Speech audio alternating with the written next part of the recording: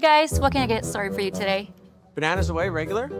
And I'll have the rip berry, but can I get vanilla oat milk and I'll add spinach and ginger? And can I substitute the raspberries for strawberries? Also add the chia and hemp seed and definitely have the power booster and the collagen booster. And can I get that blended twice? Wow. For Alicia, Custom Chaos? One of a kind. You're one of a kind. Booster juice, freshly made, your way. A very pleasant good morning, curling fans, and welcome to the Saville Community Sports Center in Edmonton, Alberta. It's the Saville Grand Prix. So happy that you're joining us.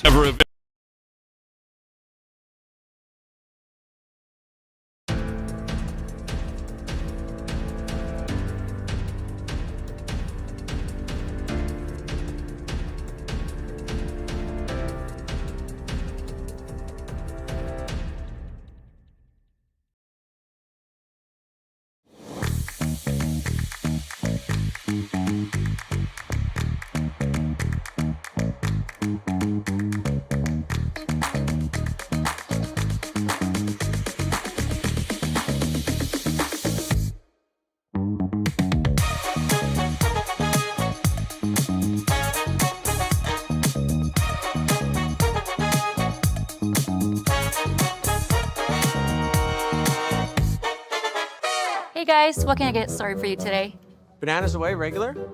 And I'll have the rip berry, but can I get vanilla oat milk and I'll add spinach and ginger? And can I substitute the raspberries for strawberries? Also add the chia and hemp seed and definitely have the power booster and the collagen booster. And can I get that blended twice? Wow.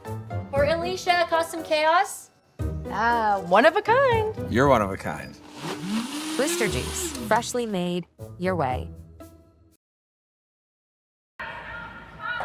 And welcome back, curling fans, to the Saville Community Sports Center.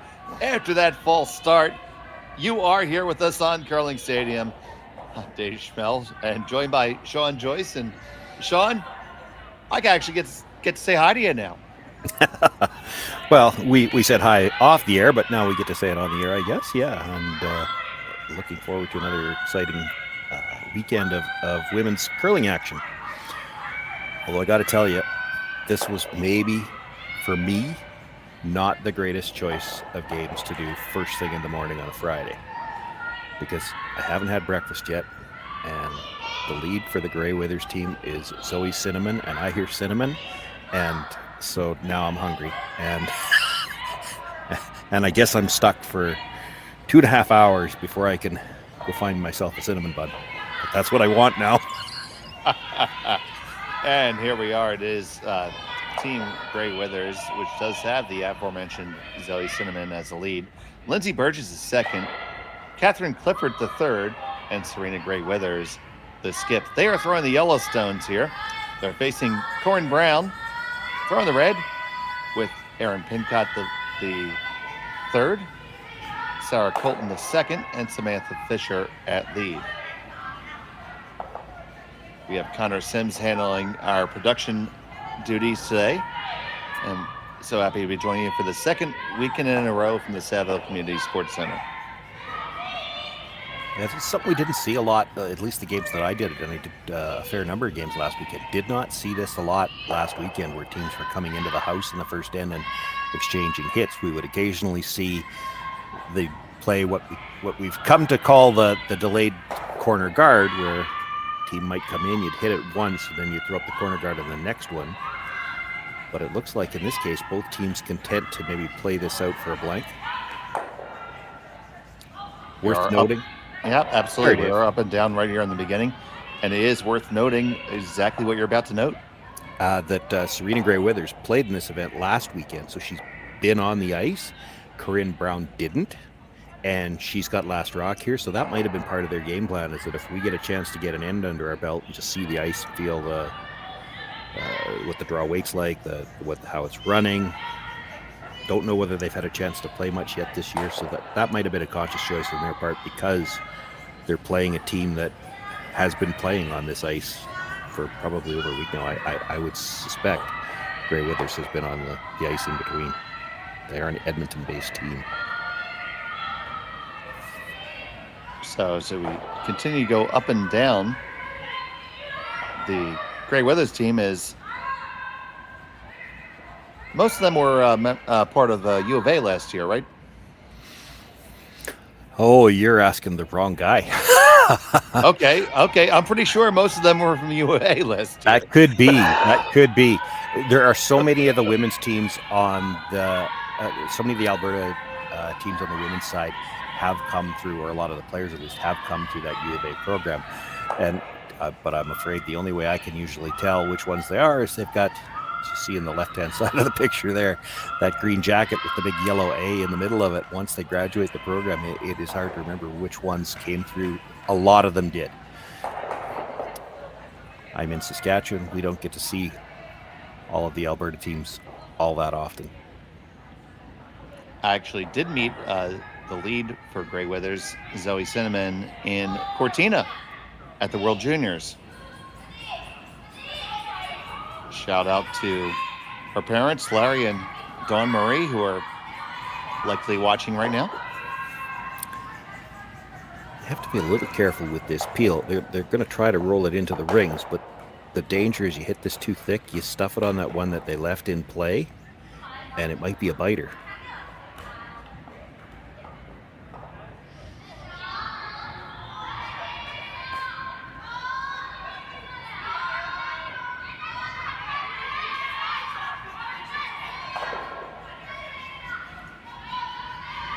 It does not remain in the rings, rolls all the way across, so I'm going to throw the same rock up again. Yeah, the call is to come in. I believe the call was to come in last time, too. It would be tempting to throw it as a quarter guard, actually, but, that goes back to what we were saying, that perhaps Corryn Brown, having not played last week, wants to play this for a blank all the way.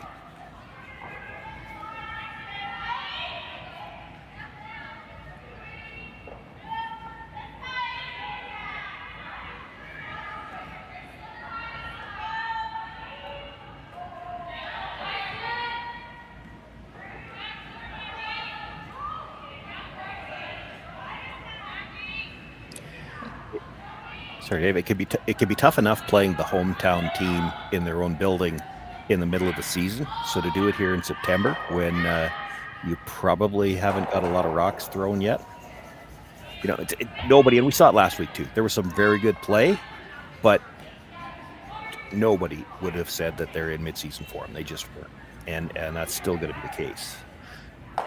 Oh, absolute sure thing. I mean, I played in a Bonspiel, my own home club, and we're on green ice just as well. And home team certainly had the advantage just because we have a feeling for what our green ice will do way over anybody else.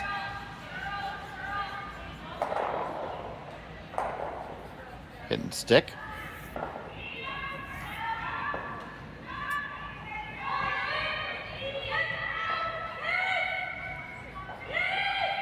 So now here he is, Aaron Pincott, the third. Looking for the little roll to the outside, but we're getting to the point in the end where they have to be really careful. You roll out here and you'll see Grey Withers try to stick one on the corner of that rock just out of the rings and see if she can't get a half a mistake and get a force here. They did get the roll they were looking for, but yeah, that's really good.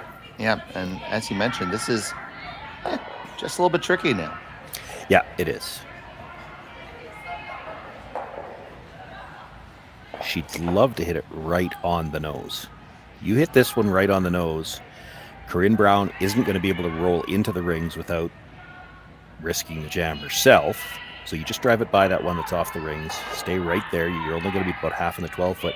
Corryn Brown hits it on the nose again. She's probably not in the rings. Then you can draw over in that direction somewhere and maybe get a force out of it. Now that's what you'd like. But again, it's September. The first objective here is don't jam it. If you roll out, so be it. You're giving them a lot of credit. The first objective for me would be to hit the stone.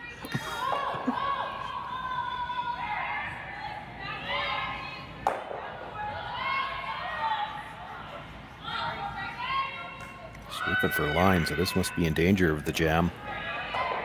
They're going to hit it, get the roll, but it's, oh, man.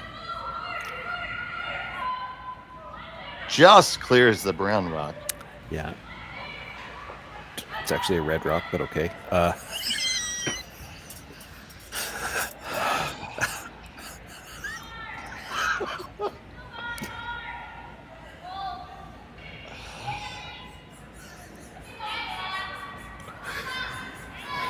I just think it's only 9:15 a.m. where I am.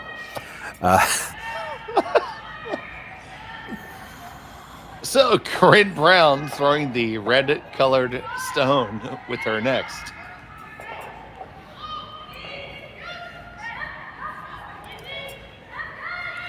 Made of very decidedly gray granite with a blue hone insert.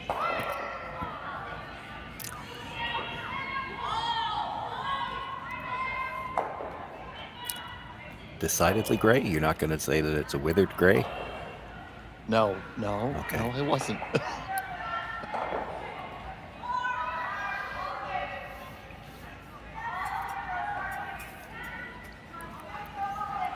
You guys are in for this all weekend long, folks. Stay tuned on Curling Stadium. You know, I've had this conversation. I've done provincials here since 2012 in Saskatchewan, and I've had the conversation with some of the coaches usually about, look, you better tell your team to throw guards in the first end, because if you don't, and we have an end like what we're seeing here, you don't know what I'm going to say. I mean, I don't even have my normal fun facts ready right now, so it's all you. Facts are for the weak. That invites a conversation I will not bring up.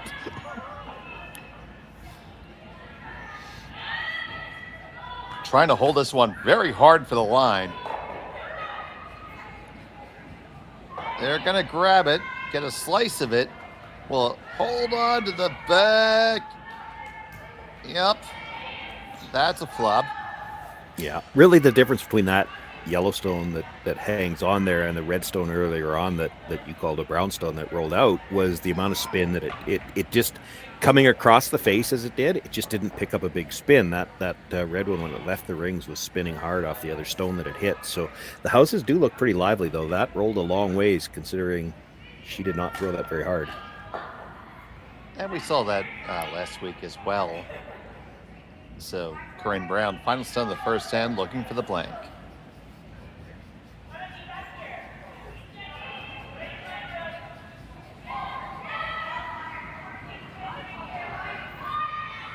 On this pretty much coast to coast, want to make sure they get the rollout, and they will not, and it's going to be the force to one. Grey Weathers will have the hammer in the second when we come back from Saville on Curling Stadium. Hey Ben, what's the Aztec Safety online e-learning website again? Yeah, that would be aztecsafety.com. Fire extinguisher and firefighting, we'll send that one to Paul. Ah, now here's a course I should probably take. Conflict resolution. Power line safety. Yeah, I thought it might help me with my line calls. Did you know this Aztec website has over 100 safety courses? Jeez. Aztec Safety online course. Ground disturbance. Could have used that a few seconds ago.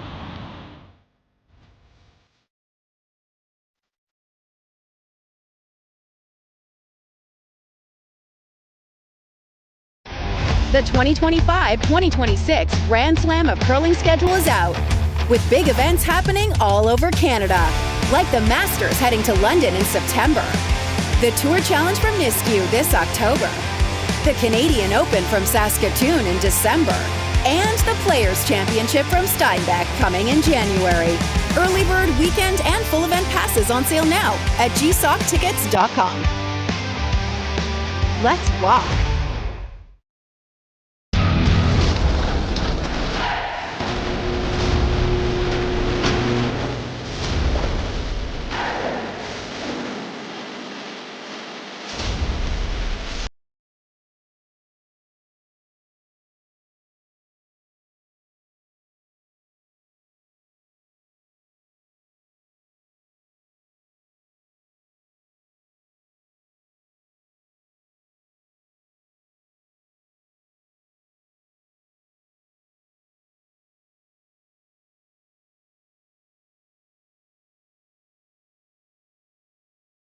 with the hammer after the force taken by Corryn Brown in the first end.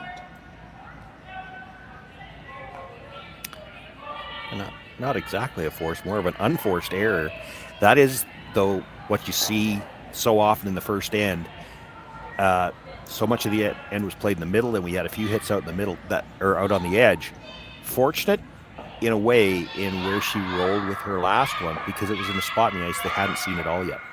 They didn't really know what it was going to do, and out of her hand, there was no panic on the brush by the time they did call it on. Too late. You see the center guard up and one in the back of the 8-foot circle, so we're going to see a little bit of action this time, Sean. Looks like it. Doesn't help for the Brown team, or pardon me, for the Grey Withers team that stone's deep, but you had to expect Brown was going to throw a guard and see what would happen. We've seen last week at least teams that would play this both ways, where they might ignore that, throw a corner guard.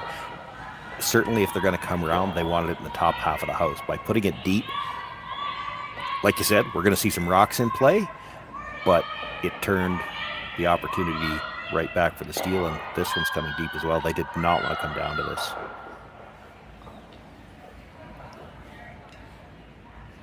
So I guess you would say it's better to be all the way down to it than have a little air space? It depends, really, because again, in this end, Brown doesn't have last rock. So even if she's just back button, and you want to be in front of the tee line, anything deep still gives Grey Withers a chance to get one in the top 4 foot behind cover first. But even if you're just biting the back button, at this point in the end, you've shrunk the rings, at which could be a factor later on. It could affect the strategy calls for the Grey Withers team later on. You can almost defend or divide an end, though, according to the free guard zone. There are what's going to happen in the first 5 shots, and then everything that happens after that, or at least the next few after that, are in reaction to what's sitting in the house at that time. This has got a lot of room. It'll walk coming in, but this has got a lot of room. Now, we certainly saw that late finish. It just doesn't have enough steam left. Yeah, they want to carve it, but they don't want to put it behind the tee line either. It's going to end up right there, just touching the top of the tee line. So it'll be a draw down for Brown. It's a shade deep, but, good shot for now. They got shot rock. It is all the way in front of the tee line. For Brown, they have to be a little careful here. You want to get slightly across the face. The hack view will show you the lineup on the red, yellow at the back. So you want to get the same kind of lineup on these two, so that if you ever have to hit the red, the yellow will clear the back. Things are getting a little congested in the middle right now, so I would expect Grey Withers is going to walk up and peel the guard on the next one. So you want to make sure your angles in the house are good if you're Brown here. It's not just get to the face, you want to get the angle right. And we've seen this more and more in the 4-person team, that 4-person game, and that is probably in my opinion, as you say, just a little tap back, a little heavier than they would have liked. But I think it's where the mixed doubles game has really evolved the 4-person game. It has. I happen to know a few of the women that played the 4-player game, or the mixed doubles game, and they've all said every one of them that I've talked to has said that they feel like playing doubles has made them a better player in 4 players, because they've gotten used to playing shots that they maybe wouldn't have played before, and realizing, hey, these shots aren't as hard as we thought they were. If you manage them right, these shots can be made. In some cases, with some of the angles and some of the bigger weight shots, they're realizing that, hey, we can make these shots. Whereas before, they didn't necessarily believe that they could. A lot of those types of shots are ones where they think, oh, you have to throw these 100 miles an hour. Well, you don't in a lot of cases. Very few rocks need to be thrown that hard. A lot of cases, it's more a question of you just need to hit it in the right spot. It's less about how hard you hit it than it is where you hit it. This is an interesting call here. When that red flopped open, she's got the opportunity to make a play into the rings rather than play the guard, but I'm surprised she's opting to leave that red stone on the corner of the 4 foot like that. You make this shot and the red's going to get tapped up. There's putting a big scrub on this one.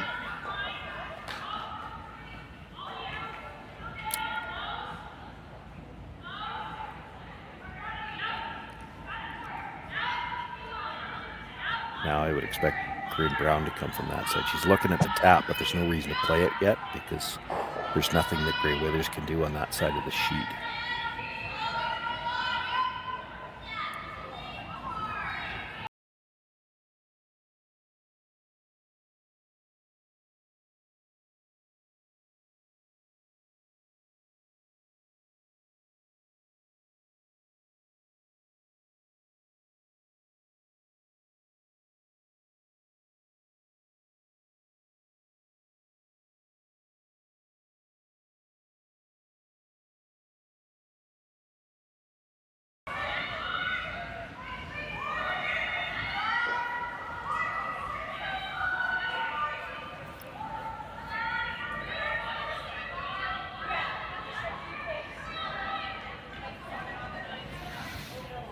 That's pretty good. You can see the angle from the overhead. The two reds are going to line up to catch a piece of that yellow at the back.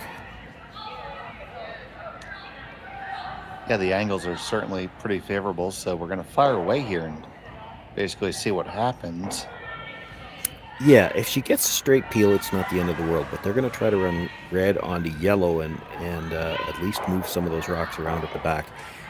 She might lose her rock at the back of the forefoot, but if this run is made properly, this is just going to be a straight peel now. So on the way from Burgess, and it will just be that peel. And talking to some of the folks there interacting with us, and as apparently we might be having an earthquake at Saville, or the dehumidifier just kicked on, or heater. I don't see anybody panicking, so I'll assume it was something far more civil than that. But yeah, at my local club, I saw a good friend of mine who is absolutely petrified of throwing a draw, and threw fantastic draws all weekend, and it's purely because he's played more mixed doubles now. I actually walked up to the gentleman and said, "You should do this more." So,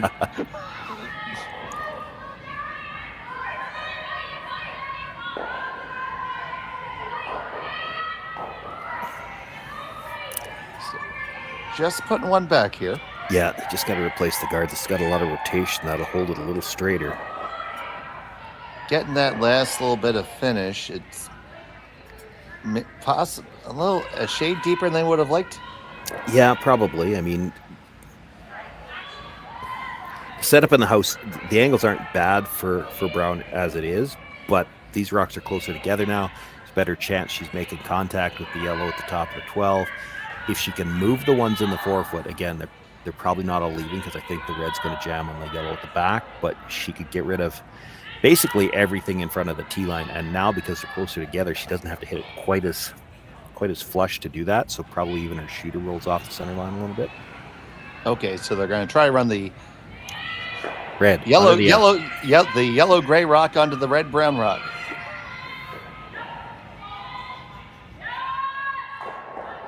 Oh, just floats by.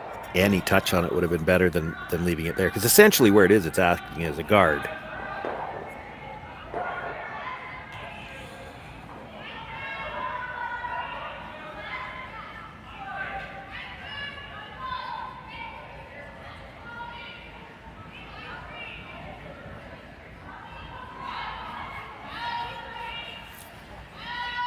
Another chance to put up the guard. And one of the issues that they could potentially have here as they get later in the end, there's a lot more rotation, it seems, on this would be Erin Pincott. She seems to have more rotation on her stones than some of the others, so that they might have to take a different broom for her. They just barely got enough curl last time. They tightened up the ice this time, and it's going to overcurl on them.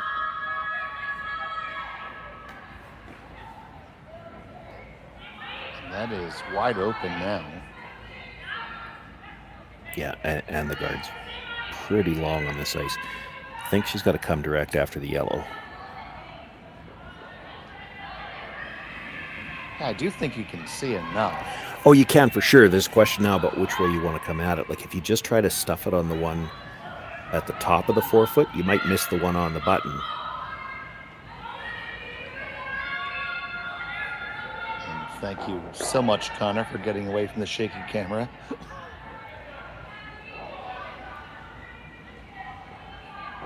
We'll try to see what the deal is with that. Yeah, the gesture she's making suggests she's just trying to run it more or less straight back and hold the shooter. I'm not necessarily a fan of this. I think if you can move that one on the button now, you have to, and you don't really worry about... To move the one on the button, you've got to get across the face of the stone, hit it about half, drive it more or less across the face, or at least to the face of the second one so that it comes more or less straight back. Well, then both yellows, your shooter and the raised stone, are going to roll away a bit. But if you just run this straight back, yes, you might pick the one off the top of the forefoot, but she's going to put another guard back up there, and you still can't get to the one with the button. So past the guard, going to run it back onto the pile. You massage the top one out there. It's still the brownstone right square in the button. Yeah, you're probably in worse shape now. And we're going to have our first mound visit of the day.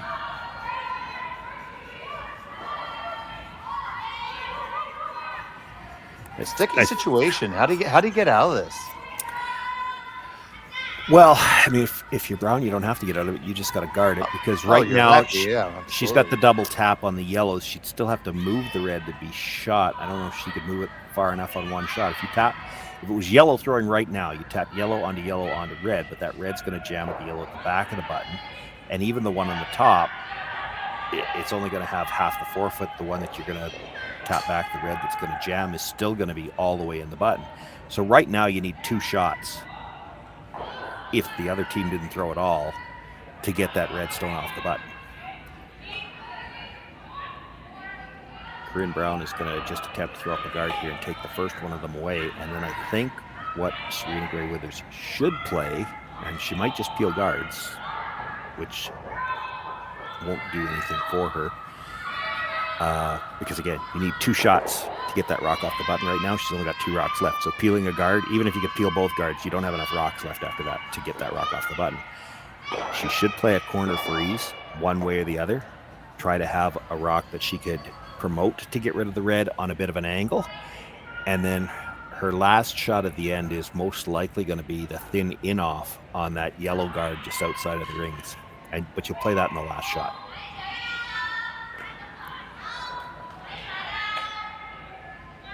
So we see the first of 2 for Brown here.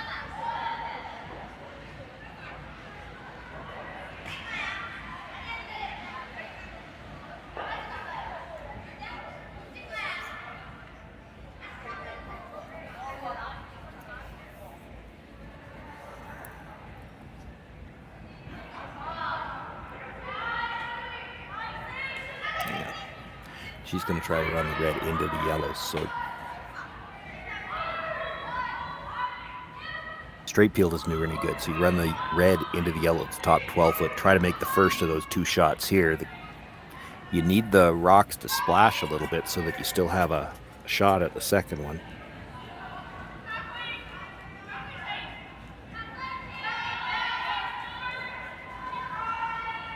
Would you ever try to corner freeze the red and then maybe be able to run your side yellow in for a million? Well, you wouldn't run the side yellow and you'd play in off it. Yeah, I would. That's what I was talking about. However, the issue here is Corryn Brown didn't really, if she overlaps the guards so that you don't have this shot, then you can get to the corner of the button. The problem right now is if you play the draw to the corner of the button, and I would play it from this side, if you make the corner freeze, you're buried on the guard that just got thrown and you can't really promote it, so you can't use it. If she had gotten the guard over another half to 3/4 of a rock, for sure you could play the draw. So just playing the peel here. Now, Corryn Brown should probably, she doesn't even see it. She should guard the rock, the yellow corner guard. There is no shot in the middle. Or just peel it, right?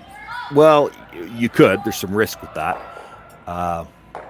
But there's no shot here. She needs 2 shots in the middle to get to shot stone. She's only got 1 rock left. She's going to play off that outside guard. She's not playing anything in the middle. This guard's guarding nothing.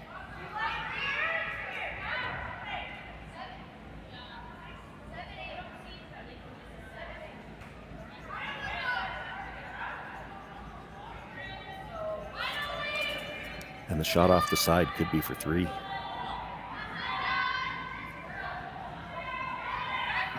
I agree, buddy. I ended up just sitting here. Not saying I could ever make it, but I want to throw it. It's not a high percentage shot, but there's no shot in the middle, and that shot is for 3. I mean, that's what she's always playing. You could have kicked this rock into the boards, and that's what shot she's playing. This essentially did get kicked into the boards because she's not playing anything in the middle. And you see her skate right up to it. So, line up. How much we got to hit here? It is paper thin. Hard to make it for 3, but it is possible because if you come just under the yellow at the top and stuff your shooter into that red stone, it's going to clip the yellow, but the yellow's coming straight back into the red. It's probably not rolling out. So you're going to play it as a redirect as opposed to a raise? Yeah, the raise is so thin and you have to carry so much weight through. Whereas with the redirect, your shooter carries most of the weight through. Like if you're trying to hit this on the outside, you're hitting it very thin and still trying to propel it with enough weight to kill that red. She almost looks like she wants to play it that way. She's got a... You heard me just talk about how sometimes it's more a matter of where you hit it than how hard. How hard matters if she's going to try to hit this on the outside, because she's not going to hit very much of the rock, which means she's not transferring a lot of weight into the stone that she's raising. She has to whip this. Can't make this with control weight. So you're thinking maybe 7.5 seconds, 8? Yeah, it's whatever she's got. Because you have to keep in mind that depending how you hit this, that red could jam on the yellow at the back. You still need enough for it to spin out. It's coming from the angle where it should spin, but it's not spinning without some speed.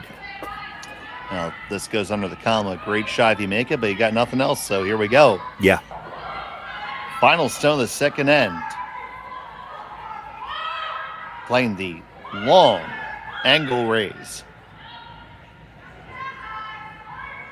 On the way, on it, right out of her hand. Will it get there? Run it over? No, it's just going to come a little bit underneath. It'll be a steal, 1 for Team Brown. And they have that 2-stone lead. We'll be back in a moment from Saville on Curling Stadium.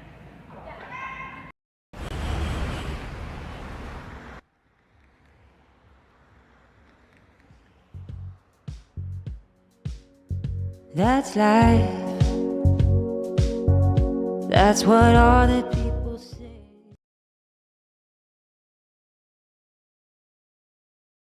Hey guys, what can I get started for you today? Bananas away, regular? And I'll have the rip berry, but can I get vanilla oat milk and I'll add spinach and ginger? And can I substitute the raspberries for strawberries? Also add the chia and hemp seed, and definitely have the power booster and the collagen booster. And can I get that blended twice? Wow. For Alicia, Custom Chaos? One of a kind. You're one of a kind. Blister juice, freshly made your way.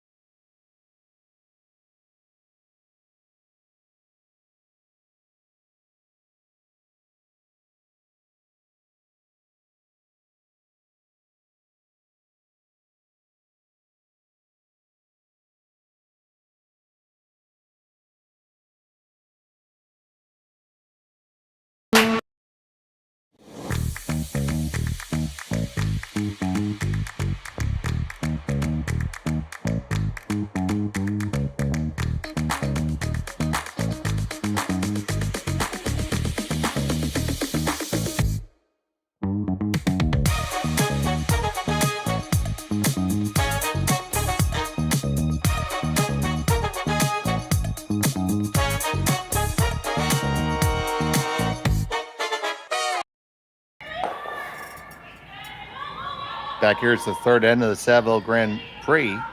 Corryn Brown against Serena Gray Weathers, Dave Schmelt, Sean Joyce, and another steal. Well, first steal, rather, after the unexpected single. Yeah, you hate to turn that back around, too, if you're the Gray Weathers team. I mean, you've got an unexpected break in the first end, which he knows hits the blank attempt. So you gave up one and got the hammer back, that cheap hammer, as we call it. And then you turn around and give up the steal. It's just like they got the deuce in the second end, which is what they were hoping for. So momentum-wise, that can be a bit of a swing. And you didn't want to slide behind the tee line here. No.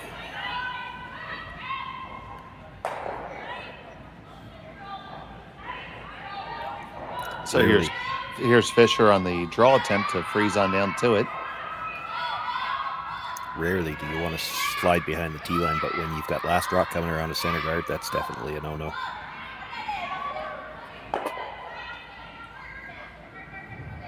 That's how they got in trouble last end.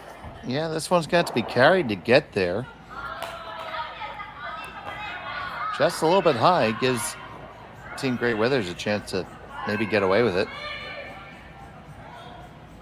Yeah, that's a little too high. It's not a horrible shot. It's in the front of the house. You would have liked to have it, even if it's not shot rock, at least have it in the 4-foot, cut down the rings, make it more of a problem later on.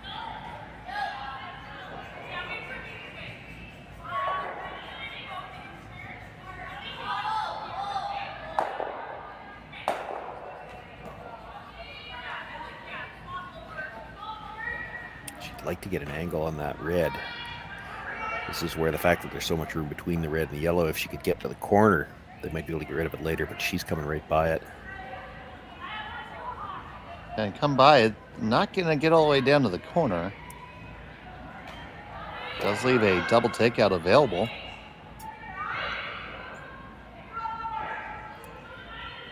It'd be nice to throw some weight at this. You saw her pointing up. It's just you're hitting the first one very close to the nose, but you definitely want to roll to the outside. Otherwise, you're going to leave a double back.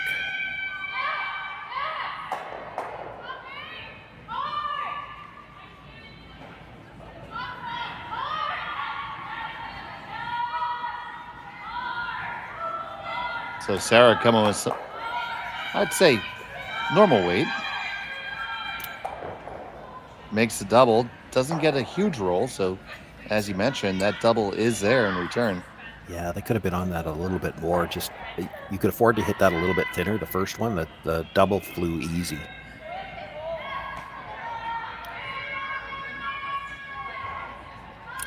Hit this right, because the first red one that you're going to hit, the one right behind the broom, is just a shade higher. So if you hit this right, you're going to come off the top end of the second one, and you might spin up dead in behind the guard.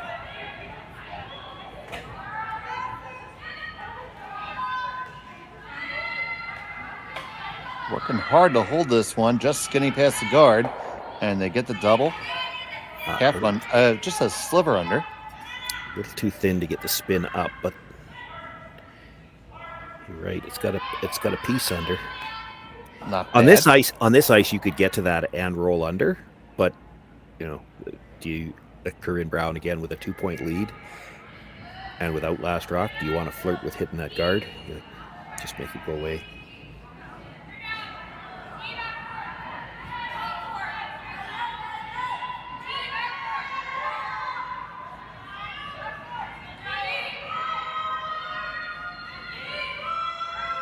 This one is going to be very, very tight to the guard and on it.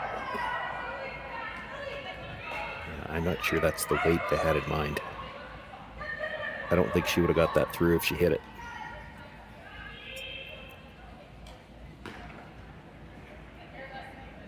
And double whammy, they pushed the guard off the center line to a corner guard. Gray Weathers a chance to use it now and maybe set up a crooked number here for the third end.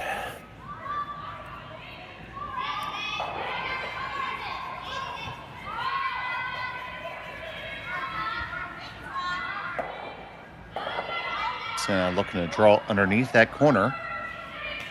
Set up the deuce.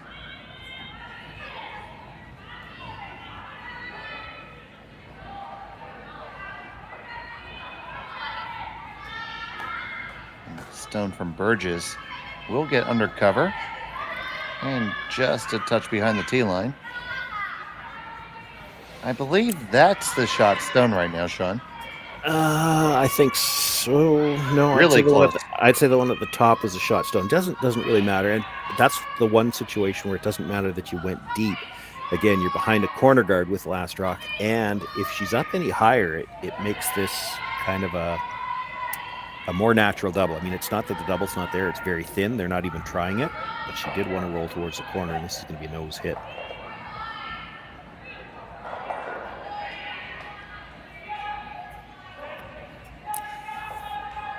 You could ignore that. Yeah, and just come underneath again. Yeah. Well, and the reason I looked at that, I mean, you nose hit it, you leave a slash double. You roll to the other side, which is what she's looking at now. You could make the angle better for a crosshouse double. I mean, it still has to be made. And there's nothing wrong with this shot. If we were later, if it was one stone later, I would say she probably goes around and tries to get 3.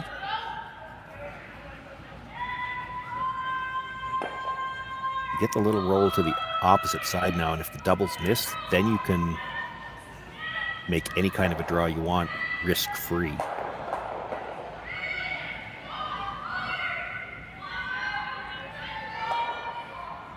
Boy, if you could get a sliver behind that other red, that'd be great. Little scrub. It's going to be just about edge on edge, but the double's there if you want to take it on. Yeah. Is it there in September? You're not making that with normal weight. Like, that's... Sean, for me, I'm not sure if it's there. I'm not sure if it's there in January. It's still fun. They rolled that almost perfect. This certainly, I think, took away any realistic chance at the double. So they're just going to roll center and try to group them. That's a really good shot. Man, that was almost the right angle for the double anyway. Just a little thicker.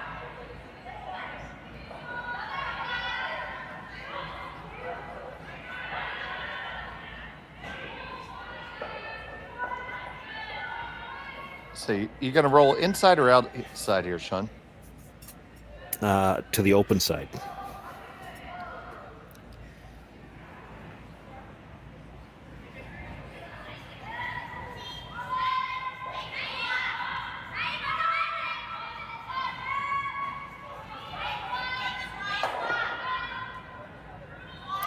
In a perfect world, you might try to roll to the 12-foot on the open side. I don't know if this is getting there. A lot of late finish now. Trying to work it over.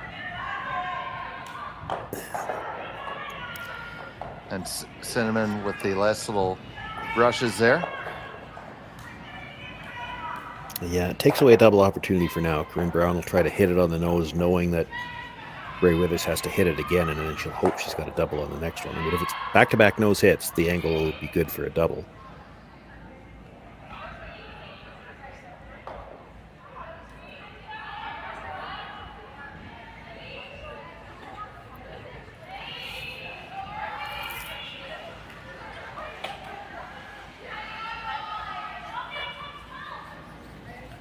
So Corryn settles in for her first of the third.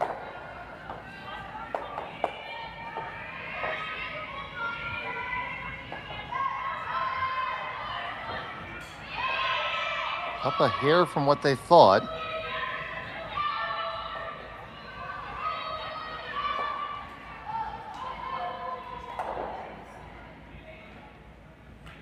Basically a nose hit. Yeah, that's pretty good.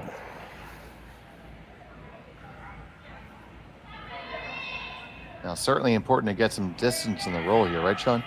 Yep. Yeah, critical to stay in the rings.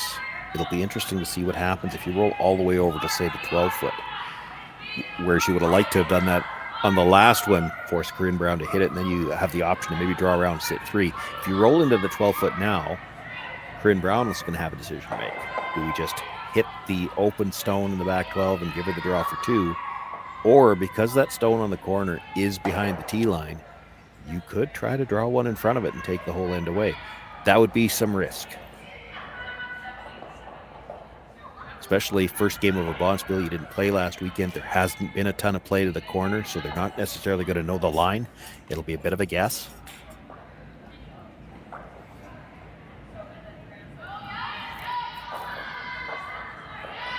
If this rolls out, that's what she's planned.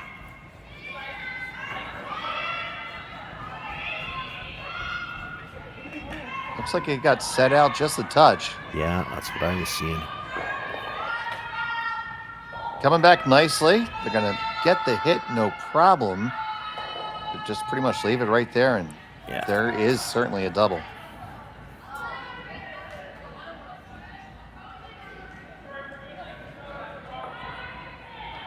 No reason you wouldn't throw this, right? No, I don't think so. You play the double, and they're thinking about a third of the rock, so edge of your rock touching the center line, which looks to me like that should be close. And the bonus here, I think, is if you ever hit it a little bit thick, you're probably rolling right in front of that yellow. So you know, there's a couple of good outcomes for you here. You just can't be thin on this and go underneath the second one. Hard to think she could be thin with that ice. That's on this ice with the amount of curl there's been, even with some takeouts, it's surely got to curl that much.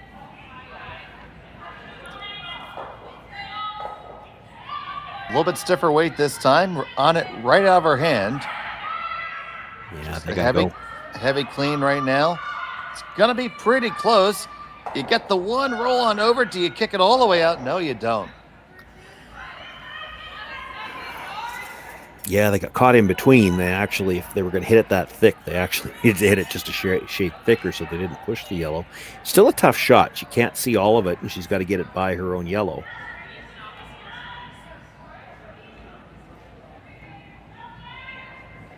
Yeah, certainly had to be careful here. You never want to give up an accidental steal. Just like quiet weight, you should be able to pull it off. Well, it's definitely there. It's not an easy shot in the third end when nobody's played anything to the corner yet, but I mean, she's going to play this quiet. If you happen to hit half a rock on the broom side, even if you put it onto the yellow, your shooter's going to count one for sure.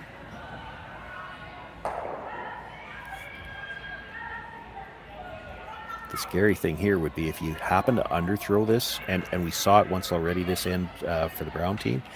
Was it this end? You try to throw too quiet coming around a guard, and it takes off, and you could rub that guard pretty easy. So final seven of the third end with the quiet weight shot trying to make the deuce. That is a big set, and yet it's still curling hard. Trying to work it over past the guard. You got it. No problem. And you get that deuce, and it is all tied up here from Saville. We're back in just a moment on Curling Stadium. Imagine being able to stream every curling game from every sheet from any event, be it your Wednesday league game, bonspiel, or corporate event. Curling Stadium offers an all-inclusive streaming solution featuring high-quality cameras, ease of use, great reliability, and minimal installation. Offering your sponsors customizable ad space on your streamed curling games and being able to sell video packages to your corporate events for increased revenue. With Curling Stadium, you can stream to any device, be it your mobile phone, tablet, or computer.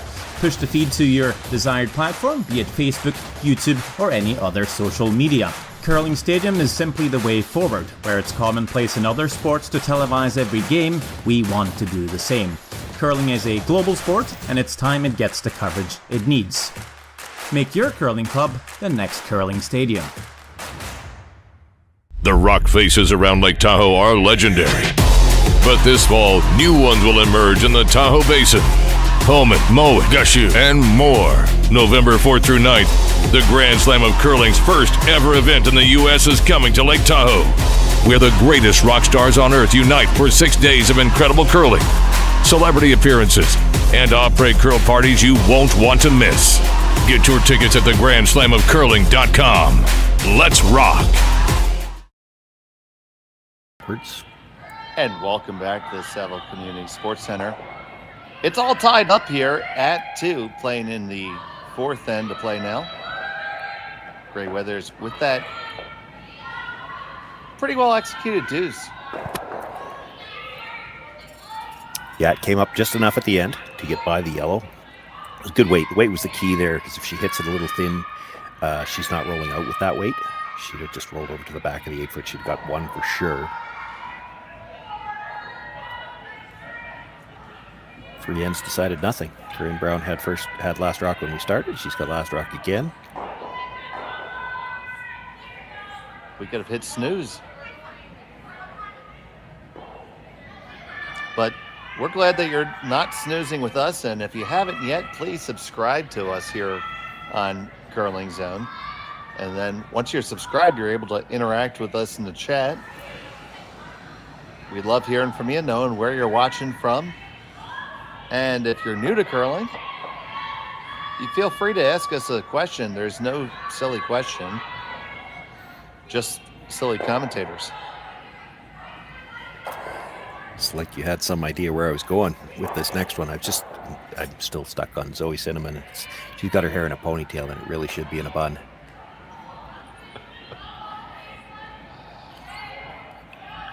Yeah, I got to know Zoe's parents pretty well when I was in Cortina, and I will say Dawn Marie was most likely the most vocal member of the Canadian contingent. With about every 45 seconds, you'd hear a "Let's go Canada!"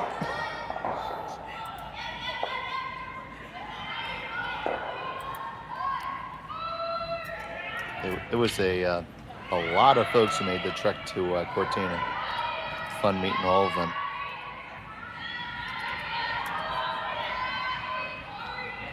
Of course, it served as the test event for the Olympics coming up this year.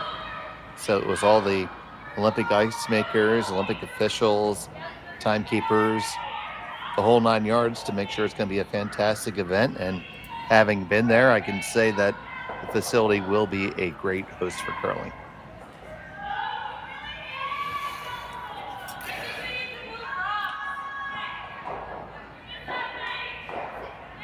Fourth end, you can see these teams are getting the draw weight a little bit more dialed in. The rock's in front of the tee line this end.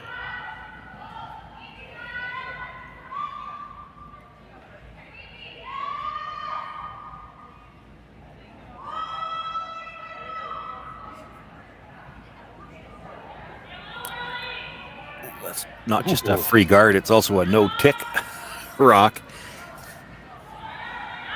Yeah, we almost had our first one of them for this season. I haven't seen one yet. I don't think I did either.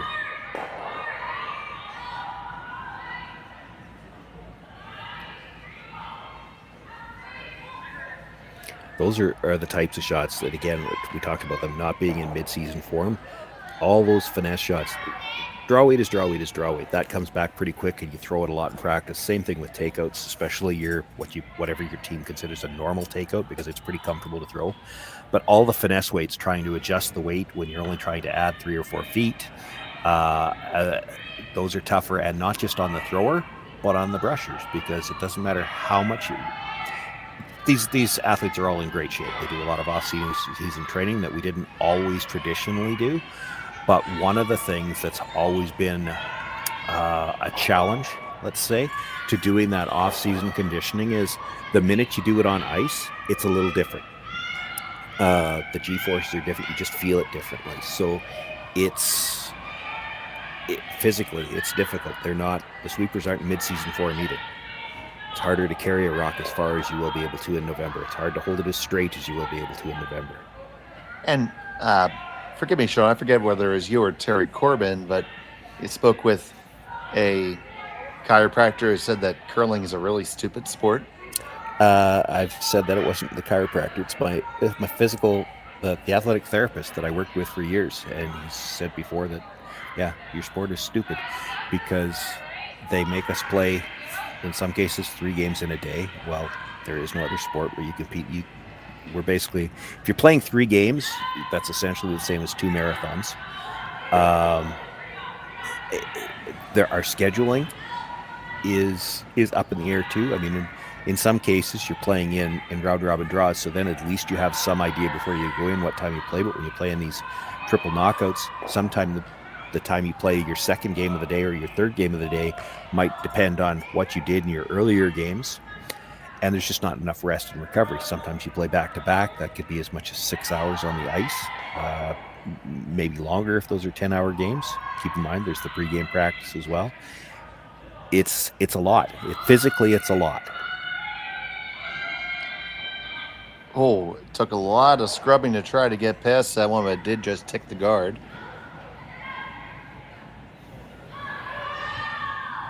So we've gotten into a bit of an interesting situation. Yeah, she could make the hit and roll even if she's behind the tee line. Those 2 yellows that are overlapped at the top of the 8-foot are going to act as a second guard.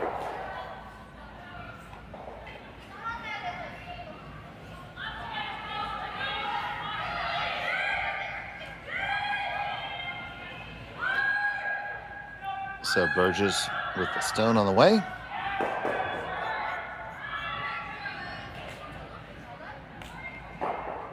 Trying to walk it over. It's just going to be on the nose, though.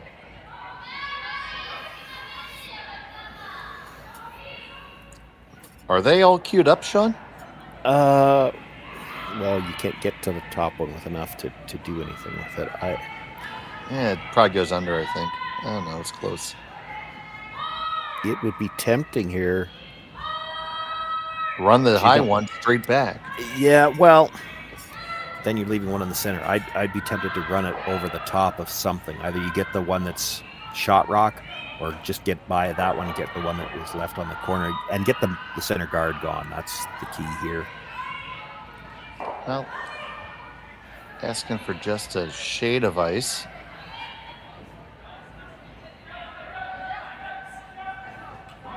You see the folks on the delivering side want to make sure they know exactly what the objective is. So. Yeah, it's not the first one. I think they want to know which one they're trying to hit second. Yeah, and Sarah's going to go down because it's really important for the shooter to know what they actually want to accomplish.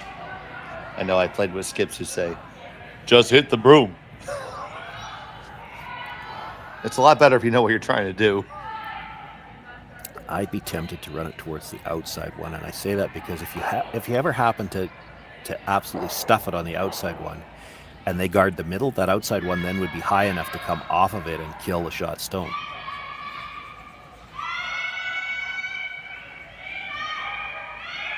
So if you're trying to get 2 here to do that, you're trying to drive the guard. See if Jerry's paying attention this morning. Where's my telestrator? He promised me last week it was coming. But if you could drive the top one, just like my mouse is showing that you can't actually see, across the face of the second one, you get the 2 out that way. And if you ever just stuff it, it's going to be high enough up in the rings, you could probably come off it and kill the shot stone. This is a tough on angle. the way, yeah, absolutely. On the way from Colton here. Gonna get the one, just hits the middle one and just kind of just shuffles the deck a little bit, Shoney. It's probably better.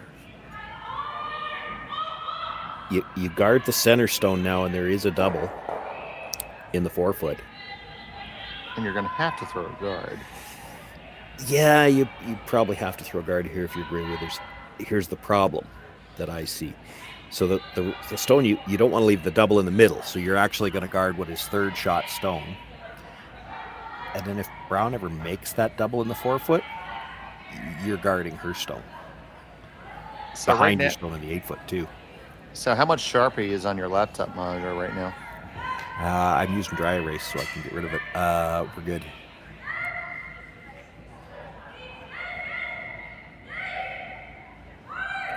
I'm not sure what choice she's got here.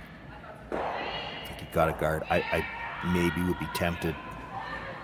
Yeah, I don't know. You bite the rings and she tries to make a triple, and that rock in the back might come back into play.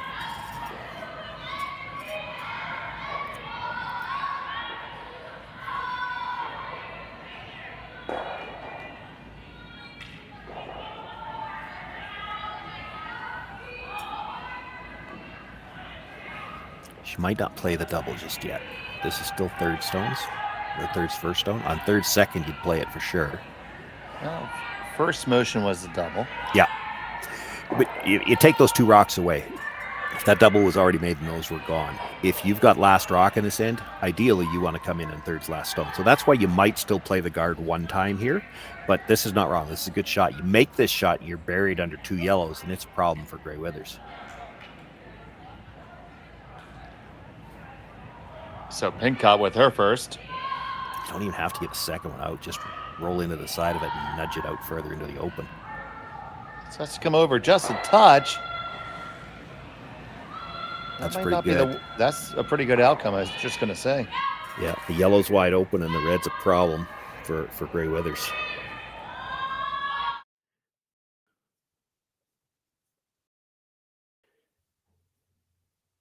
There's another look at it, Sean. Any more curl, she probably makes the double. But again, the yellow wide open, the red buried.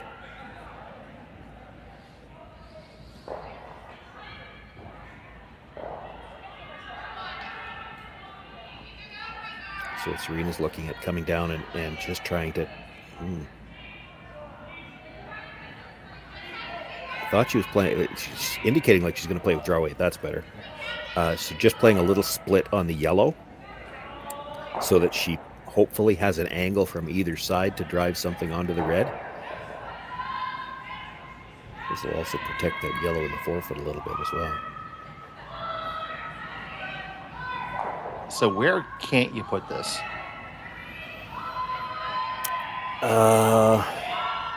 If you're heavy enough that you go right by the yellow and just sliver the red further in behind and roll off, that would be bad. Because also what you're going to do if you do that is probably leave room for brown to hit and roll another one underneath. And now you're looking at possibly giving up 3.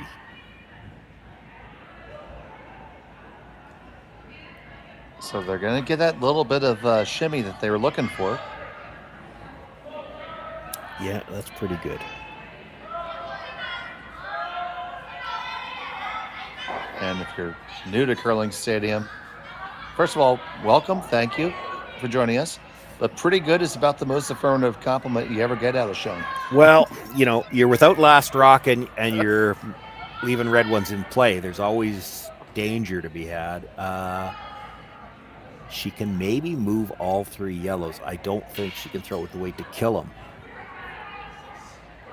But she could probably kill 2 of them. And then, you know, if she could kill 2 and move all 3 of them, there's extra danger now for Grey Withers because there is that red stone at the back of the 12-foot that could still end up on the scoreboard. Those are the kind of rocks that turn a deuce into 3. And that's a hard one to swallow. She looks like she's throwing this with some weight. Maybe trying to make the straight back double and just come across enough to nudge that yellow off the corner of the red. So the second stone from Pincott.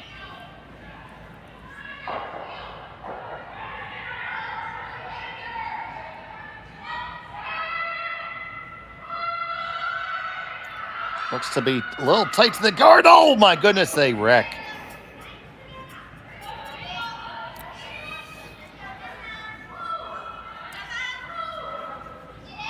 It's not the end of the world. Grey Withers still has to figure out what she's going to do with that redstone. I mean, call me simple, you probably will, but just pop it out with a little bit of angle and live 4. How are you popping it? Hit the one that's it's currently 4th shot. You're going to hit that awful thin. I don't think you're keeping your shooter. That might be what they have to play, but then it's going to spin. I don't think she will, but it would be tempting to guard that stone. And we'll have a mound visit.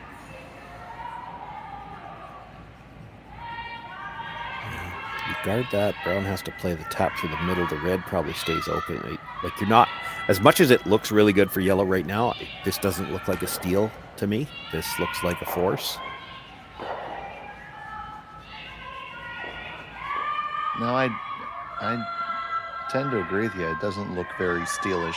Well, Brown has two ways to get rid of that yellow shot stone. And she was playing the double that one, but if it was your last rock and you knew you were only shooting for one, you could just nose hit that yellow, jam it on the one on the 4-foot, and you're counting one. She is going to play the slash. It's really thin.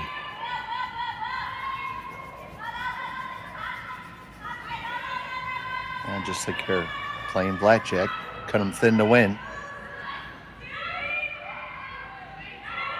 Hard to imagine you're hitting this thin enough, though, to just stick it right there. And if you're off the back end of that red at all, it's going to come and touch the one in the 4-foot, and then it becomes a question of where do all three yellows end up. The one at the top shouldn't move, or biting the top of the 4-foot, but the other two, what kind of angles are going to be left after this? This one coming down the ice smartly. Not a brush to it now. Hold it just a touch. Get it, slash it over. You're going to spread them out in line 3.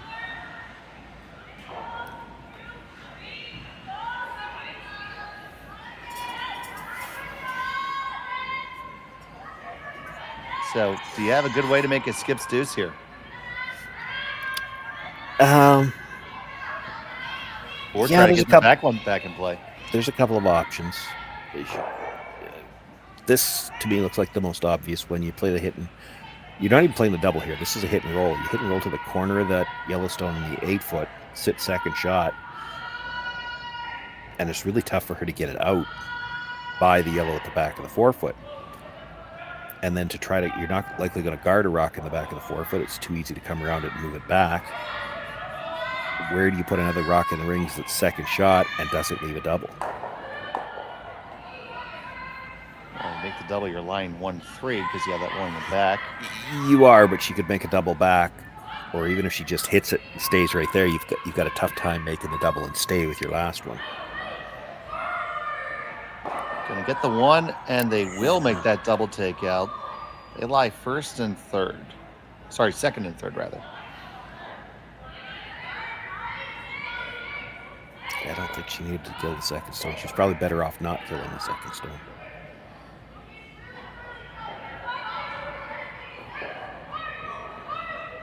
So this is not as slam dunkish as it looks because you need to lie too.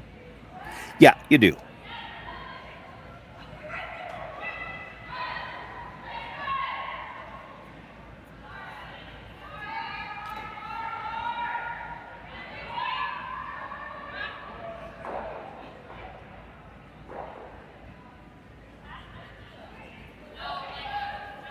Yeah, line 2 is more important than making the double here. Mind you, there's a way you could do both. Well, that would be Yahtzee. Well, there's also a way you could make the... I think if you made the double over the top, you're probably thin enough on the first one that you might lose the shooter, and then we're back to a blank. Lots of different ways this can unfold. So here is Gray Withers. Not like it that way. Yep. Just going to be a hit and flop on this really hard. Might be in danger jamming on the shot rock. Now they get it. They get the little rollover, jam in the back. I think he left a double back for deuce. Yeah. They actually overswept that at the end. They were trying to get it over the top, make the double and get the big roll, but once you weren't getting the big roll, you were better off to hit that a little bit thicker and get the double at the back. So just kind of caught in between there. Yeah, again, yeah.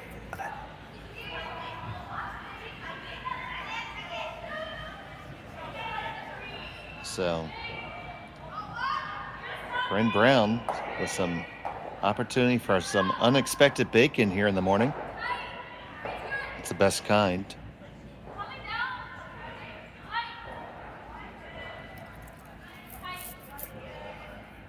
This isn't a gimme either. She's got to get right to the nose. If she's a hair on the broom side, she might drive it by the one at the back of the 4-foot, and then it's a steal.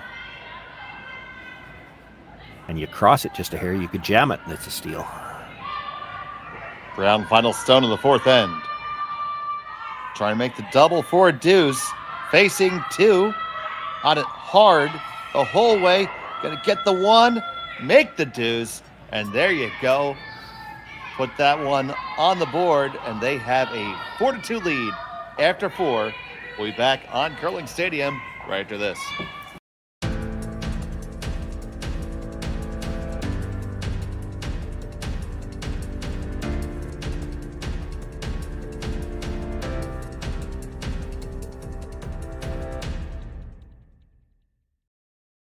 For over 20 years, the Sandra Schmirler Foundation has granted more than $9 million to hospitals across Canada for life-saving equipment for premature and critically ill babies. In the past 4 years alone, $4 million has been granted thanks to the curling community's incredible generosity. The need continues year-round, and with your help, we can ensure every baby has the chance to grow up and become a champion, just like Sandra.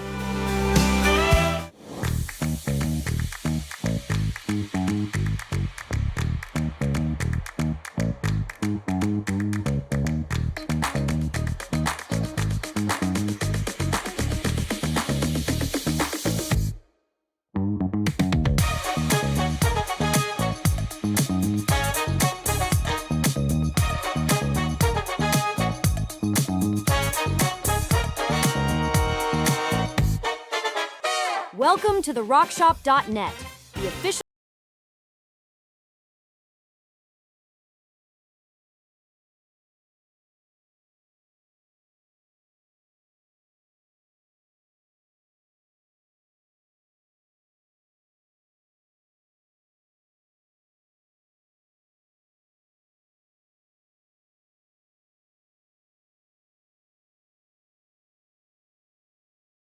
Coming to Tahoe. Get your seats now at gsoctickets.com. But hurry, early bird pricing ends soon. So it's fourth end break here, time from the Saville Grand Prix. Corryn Brown with a 2-stone lead. Back with the second half after this. November. Imagine being able to stream every curling game from every sheet from any event, be it your Wednesday league game, bonspiel, or corporate event. Curling Stadium offers an all-inclusive streaming solution featuring high-quality cameras, ease of use, great reliability, and minimal installation. Offering your sponsors customizable ad space on your streamed curling games and being able to sell video packages to your corporate events for increased revenue. With Curling Stadium, you can stream to any device, be it your mobile phone, tablet, or computer. Push the feed to your desired platform, be it Facebook, YouTube, or any other social media. Curling Stadium is simply the way forward. Where it's commonplace in other sports to televise every game, we want to do the same. Curling is a global sport, and it's time it gets the coverage it needs. Make your curling club the next Curling Stadium. The rock faces around Lake Tahoe are legendary. But this fall, new ones will emerge in the Tahoe Basin. Holman, Mowat, Gushu, and more. November 4th through 9th, the Grand Slam of Curling's first ever event in the U.S. is coming to Lake Tahoe, where the greatest rock stars on earth unite for 6 days of incredible curling, celebrity appearances, and après curl parties you won't want to miss. Get your tickets at thegrandslamofcurling.com. Let's rock!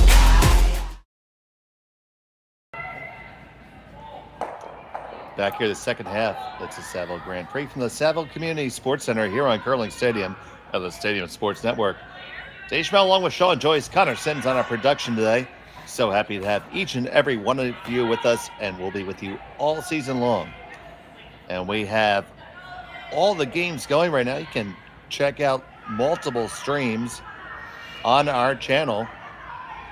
But, Sean, why don't you give us an update on the other games that we have going on right now?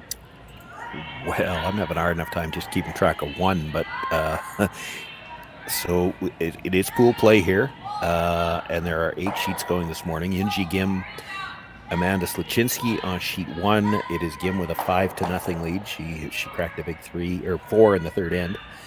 Nancy Martin and Nikki Kaufman are right next door. Martin with a 3-2 lead. She's got hammered as they were finishing up the fourth there. Sheet 4, Caitlin Laws with a 7-2 lead over Emma DeSchiffard. Sorry, but it's another season of mispronouncing names until I learn how they're pronounced. Kayla Skrillik, who had a good event last weekend, 2-1 lead right now over Holly Haffley.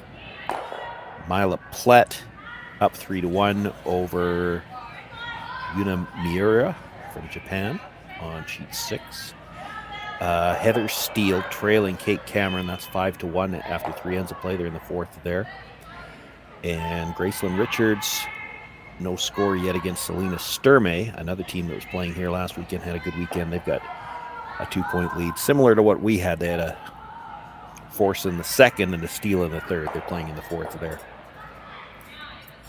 And as you mentioned, Kim from Korea, she was the runner-up last week. Played that final against Anderson, and you are able to watch that in our replay archives right here on Curling Zone. So we have Gray Withers with the hammer now, down by 2, and it looks like they're going to get out to dance this end. Just actually noticing now that this is interesting, to me anyway. 20 teams last weekend, they played 4 pools of 5 teams, so they had 4 games in the round robin. So here, again, 20 teams, not the same 20, some of them are, but we're playing 5 pools of 4 teams each.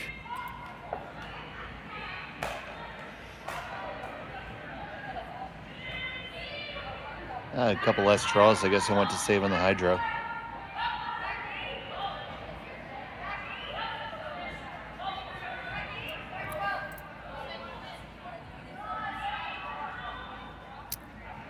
This one's coming around the guard nicely. Just checking the schedule myself, because that affects the draw. So what they're doing is, instead of playing the teams in your own pool, you'll play one of the other pools, so that you still play 4 games, but you're not playing anybody in your own pool. There was only 3 other teams in your own pool. That's an interesting way to do it.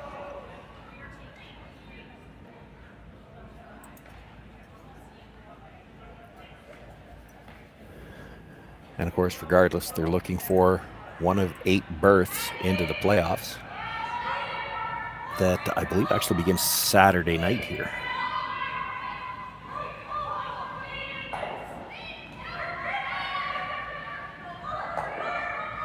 So electing to draw down to the rock that was just thrown.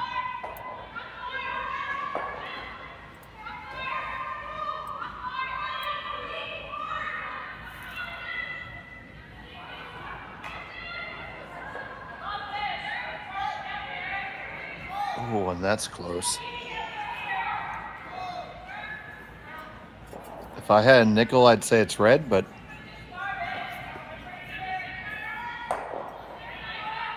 I think it's yellow. Yeah, to me it looks yellow too, but I mean it for Serena it's almost, does she think it's yellow or does she hope it's yellow? Because if it's yellow, she's kind of already got one established in the corner. She's still going to need to deal with this situation in the middle, but it might change her call here. And despite Connor's best efforts there, I still can't tell.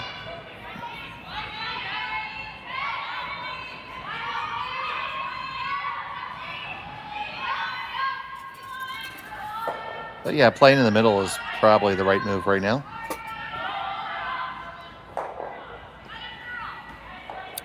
Certainly, like, I thought she'd make a play on the guard right away, and it does change it. Like, she's going to come at it from this side for sure.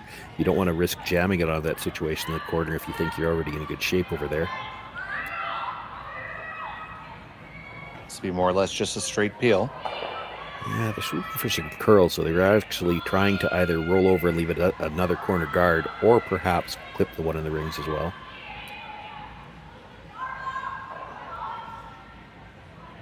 And we're in the shampoo business right now, lather and repeat. Yeah, I think they briefly discussed whether or not to peel the corner guard, and you can make a case for that. Like, you're 2 points up right now.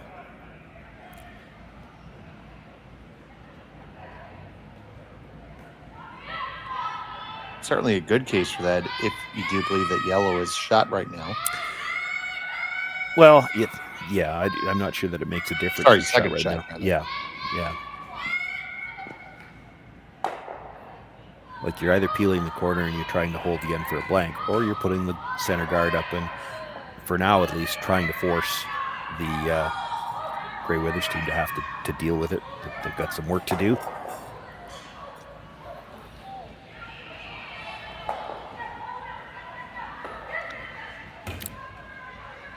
So Sarah Colton's going to come on down and discuss this with Corryn. She's greedy. She'd like to get everything. Get rid of the corner guard and roll to the center. It's good if you make it. Well, every shot you call is great if you make it generally. But the danger to a shot like this where you try to roll to the perfect center guard, you don't. She's hitting shot rock, rolling under, and now you're in danger of giving up 3.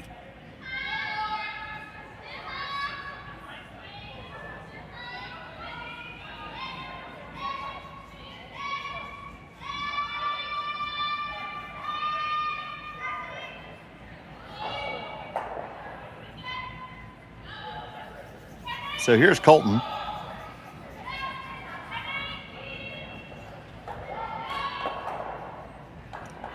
Not very interested in it yet. Oh, it's going to just slide past and actually gets her own. Well, that does make things interesting.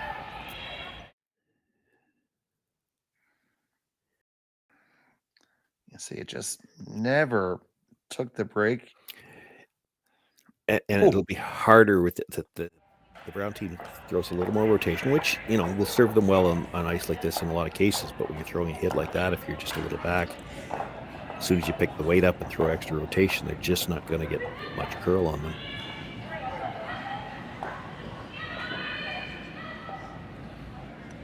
That was actually a tough way to miss it.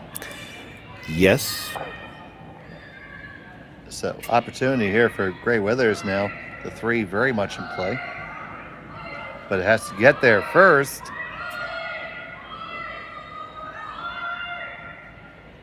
He will not even get a nibble, but it's double guarded now.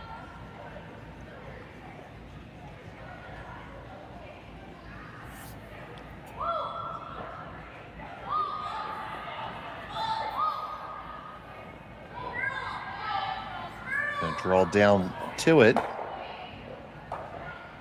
You could still guard yours in the middle.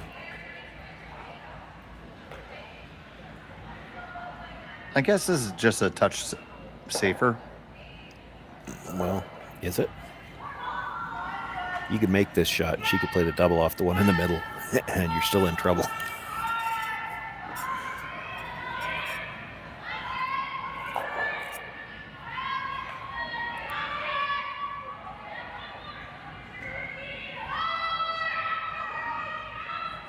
This is not heavy. Got to stay on the inside corner. Great job by the Brushers to be second stone. It's actually probably good where it is, because if she does make the double now, the shooter's going to be out in the open.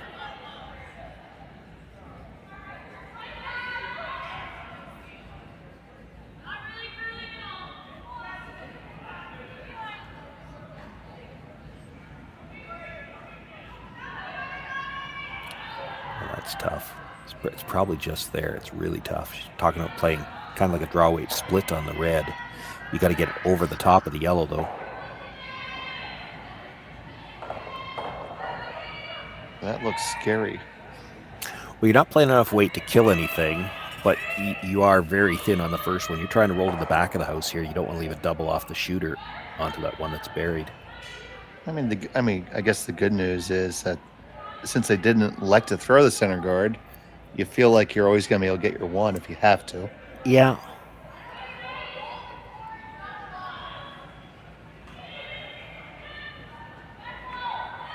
Only call for backline weight. Yeah, I called the sweep on earlier than they did. Cinnamon trying to hold it. does jam onto their own. They lie shot at the moment. Second and third belong to Team Brown.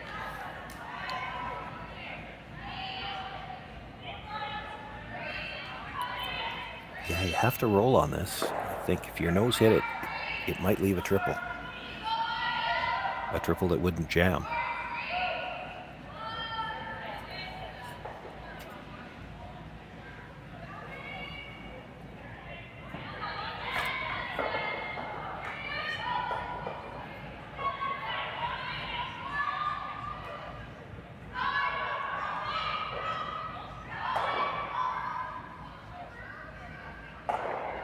So, did they leave it there? I don't think so.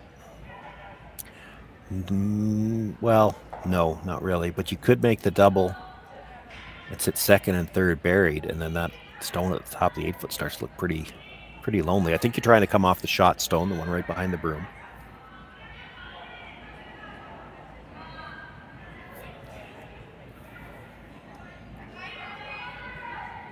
You could actually make it off either one of those reds. It's just if you come off the higher one, it's harder to get the second red by the yellow. It'll come more into the side of it.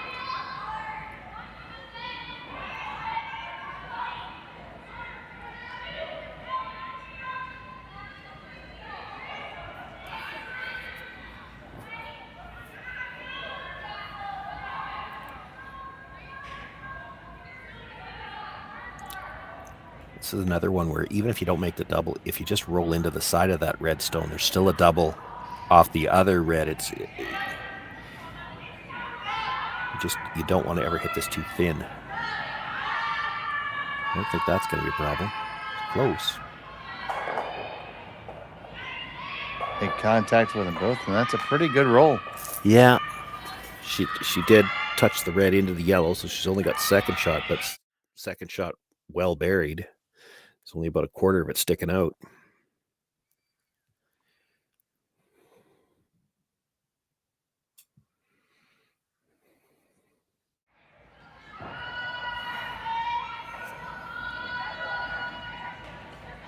So now discussion time now for Team Brown.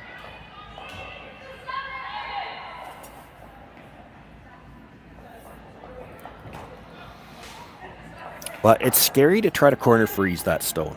It's high enough up in front of the tee line that in order to be second shot, you'd have to be close enough to the center line, so off center on that yellow stone, that she can probably see all of it. And if she can see all of it, she can drive red onto yellow, which is going to go onto the red at the tee line, and she could be sitting second, third, and fourth. And now you're in a real dilemma with only one stone left to come. You could draw, throw the guard. They're looking at a tap back tough shot. Could do that too. The back 8-foot looks ridiculously tough, and she's still coming off the one at the center line.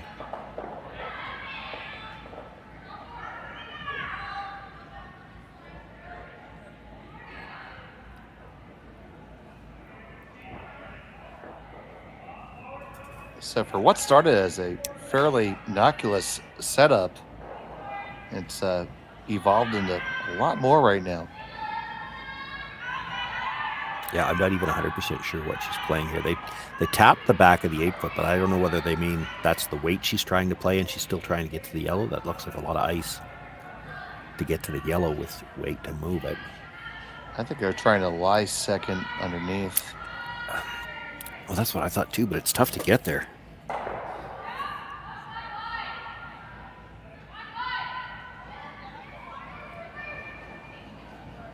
So Brown with her first.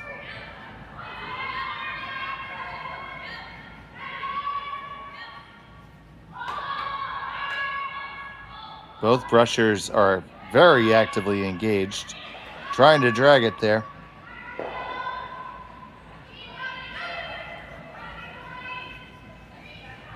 Still on the yellow a piece. Okay. They lie too. At the moment. Yeah, the reds that she just threw is wide open. You could nose hit it, sit second, third, and fourth.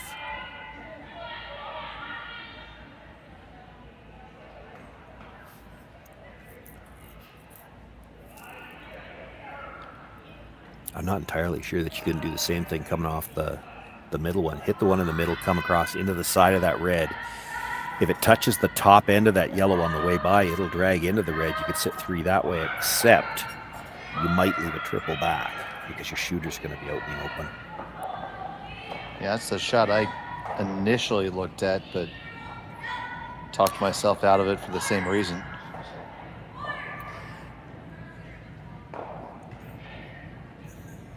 You could make this and leave a triple too. It's the yellows are going to be grouped. If you're killing that third stone in the line, that red stone, then the yellows are going to be grouped either way. She might think she can hit this broom side. She might be able to. If she can hit this a bit broom side, she might be able to roll away from those 2 on the side and force Corryn Brown to just go after this stone that she's about to deliver.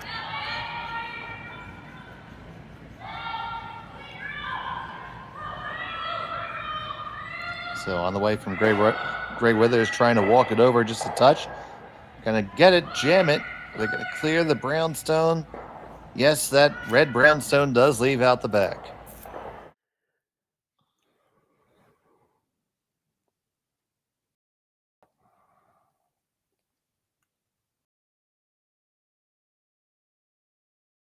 I'm working that carve hard to try to get that last bit of curl. Yeah, they were actually trying to get a sliver of that underneath, maybe hoping to not leave any kind of triple that way. It's already, it's in a pretty good spot. I mean, you could maybe move all 3, hard to get them out. You're probably going to jam the top one on the third one. There's also some danger depending on, like the double's not a gimme here. She can only just see all of that yellow. So to make it, she's probably got to go over the top, and that's what you can see them kind of gesturing. They know their shooter's going to roll towards their own, making the double in the middle a little easier. Yeah, you can't ever reckon the long guard because then you're looking at $1 million. Yeah, well, and if you ever nose hit this, she's got you're just going to stuff the one straight back, and she'll have a nose hit in the middle for 2.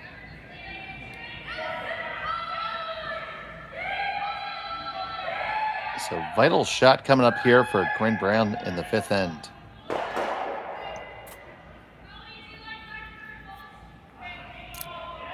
If you ever a little thin on the first one and miss the second one, if it jams on the inside of that third one, it's got a long ways to roll to get out. Looks like she might have rolled that release just a touch, but off and on. It's close to what they wanted. They're going to make contact. Get one. They're going to lie 2 dead in the middle. Be a double back, maybe for 3, though. Didn't clear out the back. No, it's very thin on the second one, and of course it did stuff on the third one. So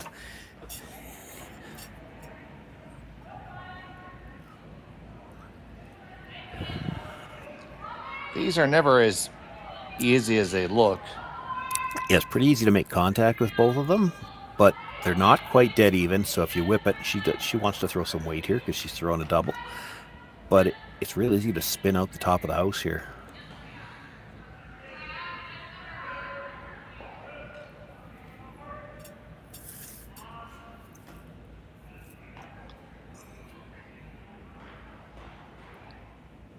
So Serena Gray Withers facing 2, trying to make the double for 3.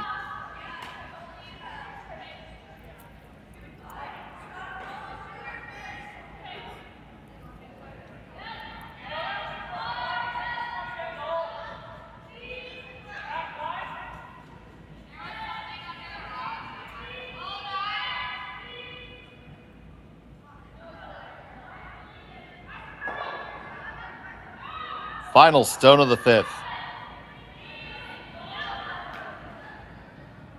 Not laying a broom, but this one looks pretty close. Gonna get one, and will it get it to go far enough? Scrub it all the way. Okay, it's 2 for sure. Is it 3?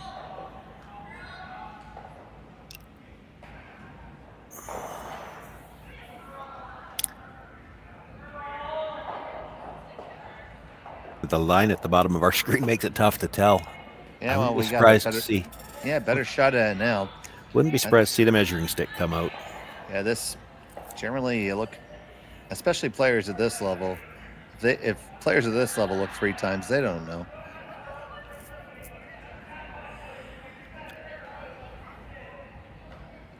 So here we go, folks. First one of the season.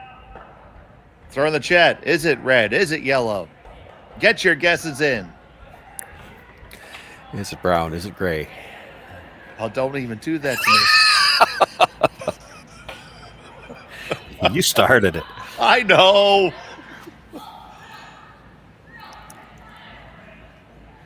Get your votes in now. Polling stations are open. Apparently until about 7 o'clock Mountain Time.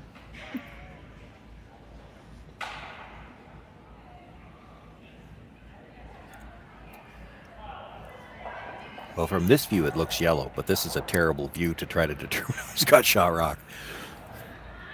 So we here have the measuring device coming in, and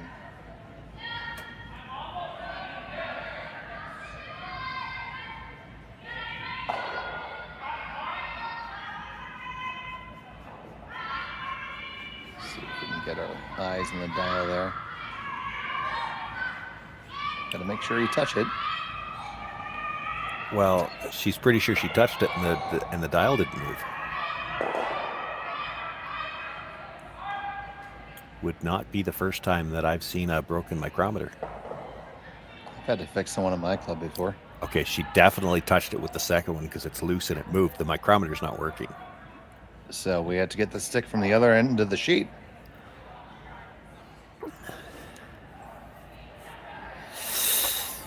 Well, there's another first.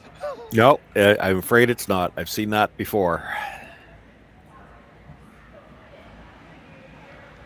So anyone who is on whatever site that's purely for entertainment that you may wish, probably just got plus 25,000 on that wager.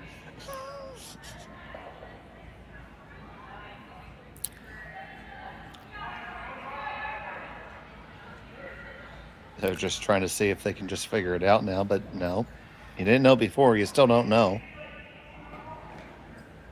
So we skate it down the other side now. All right, take 2.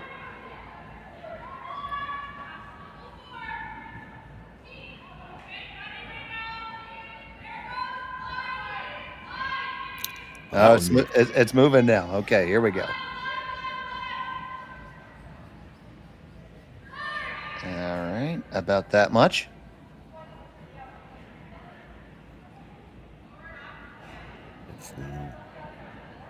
It looked very red, I think. Yeah, she had a big piece of the Yellowstone, but that almost didn't. You got to be careful pushing that through. You already got one broken micrometer. You don't want to break the other one. All right, so we'll be back after this.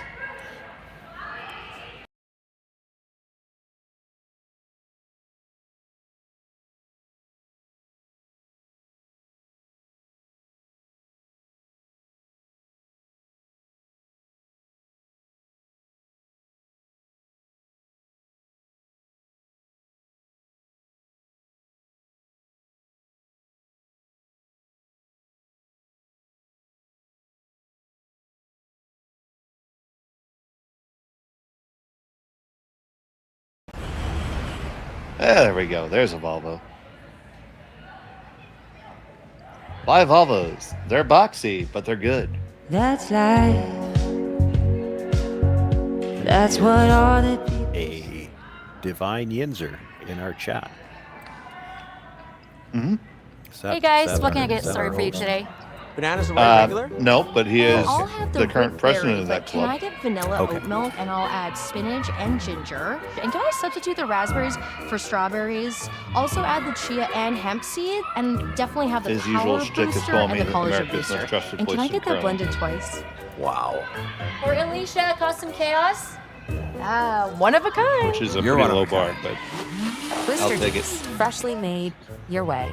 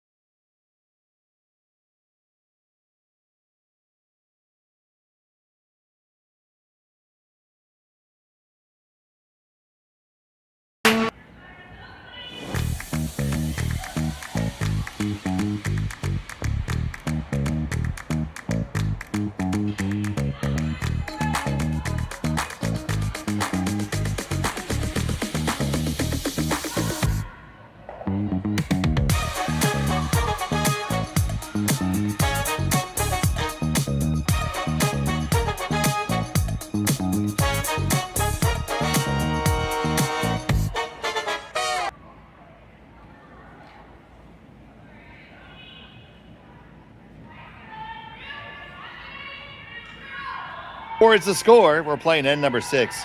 Brown has the hammer, throwing the red stones in the 6th. Dave Schmel, Sean Joyce, and Connor Sims in the production. Happy to have you here with us from the Saville Community Sports Center in Edmonton. And if you haven't subscribed to Curling Stadium, please do. Doesn't cost you anything. Hit that little bell. You get notifications every time we go live. You can follow all your favorite teams all year long. And even if you might be watching another event, which of course you would never do, but you can catch up with us during the course of the week. We archive it all for you. Absolutely free. So just subscribe. It really helps us out.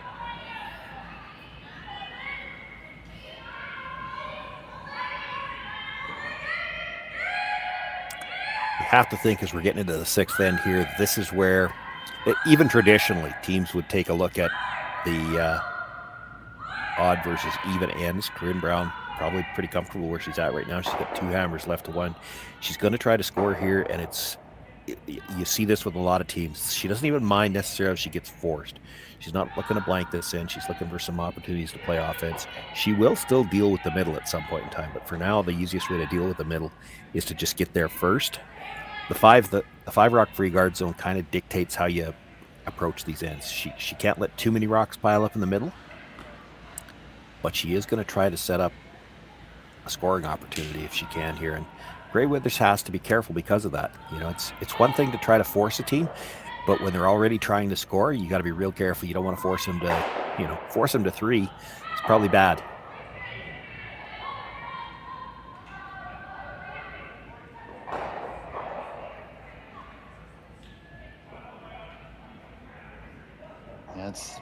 You mentioned that strategy so many times. This is probably the best setup we've had to the end for both teams. Both leads have executed here really well.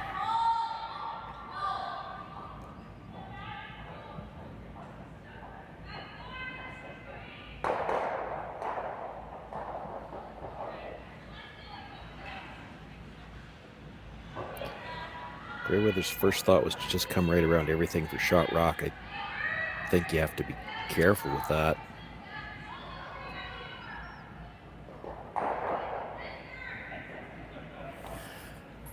Not sure I'd be playing this either, though. She's looking to play yellow onto the ones in the house, just kill the back red, but your opposition wants to get rid of the center guard. You're doing it for her. It's critical you hit this right on the nose. You don't want to roll off at all.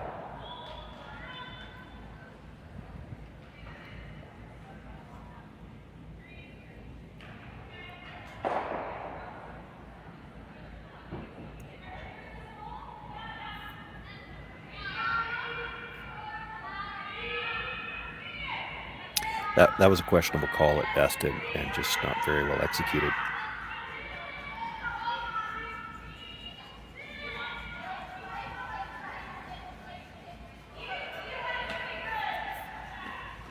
So it gives Corryn Brown the chance now to just go to the corner. She doesn't have to deal with anything in the middle right now. She can worry about that. Or let Serena Grey Withers do it first and just try to get a risk-free deuce here.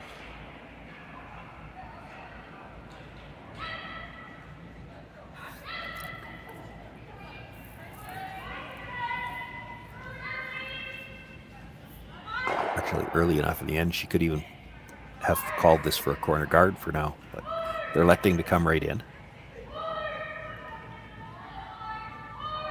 Yeah, it does come on past those Explore Edmonton logos and right up to about the tee line.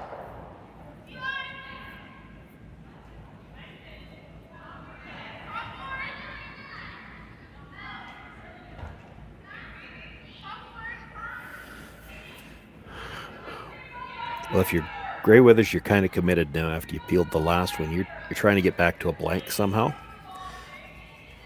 She knows she can, you probably have to hit it off nose. You can kill those 2 reds in the middle at any time. You do it too early, all it takes is one good hit and roll to the outside for Corryn Brown. She's got her deuce set up, so she's going to play the one on the wing first. Expect Corryn Brown will play that out there as well. And if you're Gray Withers, you're just hoping for her to roll out once. If she rolls out once, that gives you a chance to play the double in the middle. She's still thinking about it, though. I mean, there is a triple here if you hit it right. And Wesley, I couldn't agree with you more. It's been a nail-biter, back and forth action between these teams, and both teams seem to hit their stride just a touch and having deuces each of the last 3 ends. And said we had a great flow to the game until now.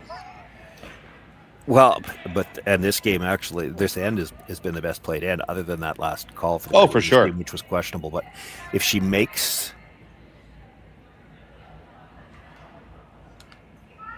just makes the double in the middle and doesn't get the one on the side, the rocks are going to be well spread out for Corryn Brown. She just has to try to hold the deuce, and still, it's a long time. We're still on second stones here.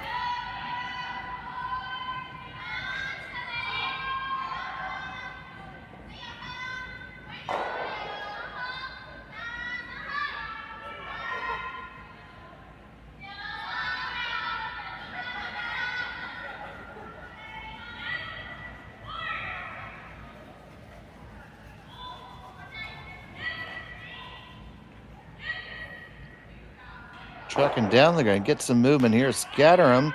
Will the red get out the side door? Yes, it will. So shot stone to Gray Withers. Bouncing second, Gray Withers third.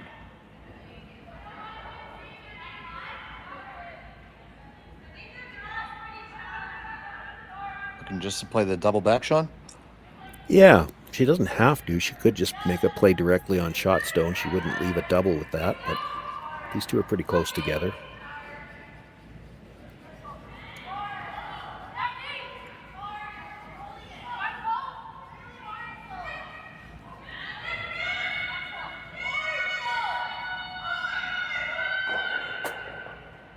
Gonna make the double. Very tough one back.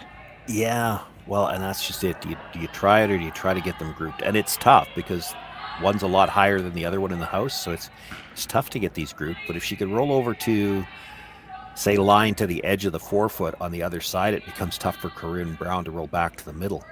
This is one where you don't want to over roll this. You'll give her more room.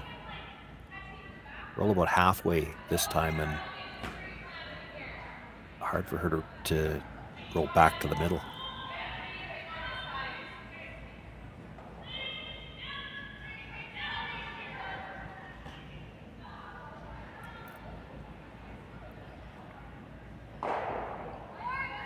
Well, no roll there. It kind of worked out, though, because for Corryn Brown to get into the rings, she's got to roll, and it's tough to roll. I mean, you could roll into the rings to the outside, but it's tough. It's easier to roll into the rings rolling towards the center line, which, if you roll too far, you leave the double.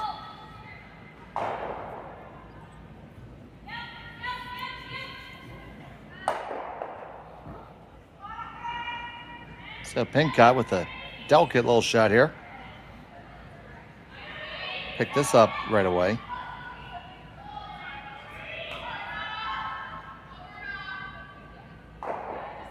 Got it now. We're going to roll too much, and there's that double you were talking about, Shawnee. It's actually not a bad leave, though, because she's got to hit that one on the outside. Like, if you're going to roll over that way, she's made the double as tough as she could. You're throwing out an awfully wide broom. Into the undiscovered country. Undiscovered country, and so the viewers who happened to have to listen to me last week heard me say this more than once, and you will all season long. There are stats that show the minute you put the broom outside the edge of the 8-foot, the percentages go down noticeably.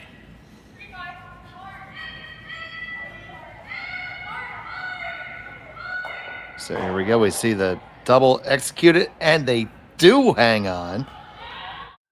Nice shot there. Everything she could out of that one.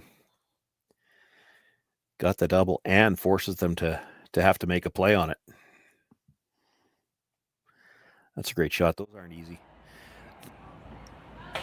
So getting back to the point you just made, what do you attribute that to? Oh, I think it just has something to do with the design of the hacks, the modern hacks, the Marco hacks. And it's not a knock against the hacks. They're designed to go straight down. So as you have to go to the corner, it's a little bit harder to get turned to go out to the wide broom. Those of us of a certain vintage. Way back in 1917 when you were curling on a pond. Well, they dug the hacks into the ice. Well, they didn't really. They froze them around the hacks. But so if you had to go out wide, you'd put your foot in the corner of the hack, and really your foot was only half in the hack and half it was pushing off the side of the ice. So you had something to push off of to get to the wide brooms. As you get wide on modern hacks, and they are a little bit curved, but it's hard to get to the really wide broom. They're more like a starter's block. They're kind of designed to shoot you out straight ahead, but as you get that wide, it does get a little bit tough. Absolutely. And the stats are there to back that up. They've noted that for a few years now, that it drops by, I think I've seen numbers that so as much as 20%, and that's even the top players. Well, that's true. I mean, the modern hacks give so much convenience, especially from a ice technician standpoint, because you can just pick them up. You don't have to worry about scraping into them. It's not strictly a hack thing. It's also, as you mentioned, it's the great unknown. There aren't that many takeouts typically thrown out that wide. There's a few more draws these days because we see some ice with 5+ feet of curl, but you just don't slide out that wide a lot, and so the ice can be a little different out there as well. So it looks like we're going to go up and down here for the next couple shots. Any notable updates in the scores? Wow, we have a minute and a half. It's going to force me to, well, we got one final. Yunji Kim, 7-0. She stole another 2 over Amanda Sluchinski. Caitlin Law is a 10-2 final over Emma Deschifard. She probably doesn't care if I pronounce her name right after coming up on the short end. Kate Cameron, 9-1 winner over Heather Steele. So we've got a few lopsided ones here in the opening draw, and that can certainly happen. A game can get away from you early. Everybody will be back on the ice later today. I believe the quarterfinals are tomorrow evening, so I haven't looked at the full draw yet, but I would expect everybody's playing twice today, twice tomorrow, and then that quarterfinal draw tomorrow will be everybody's third game of the day. And we see on our adjacent sheet that Martin has a 2-stone lead.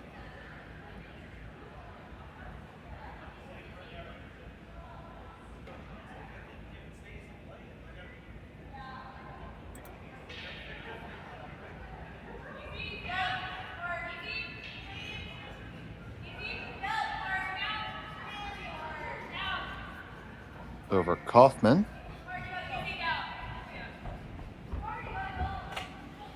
Two more hits for the blank here, and it's been a really entertaining game to watch thus far.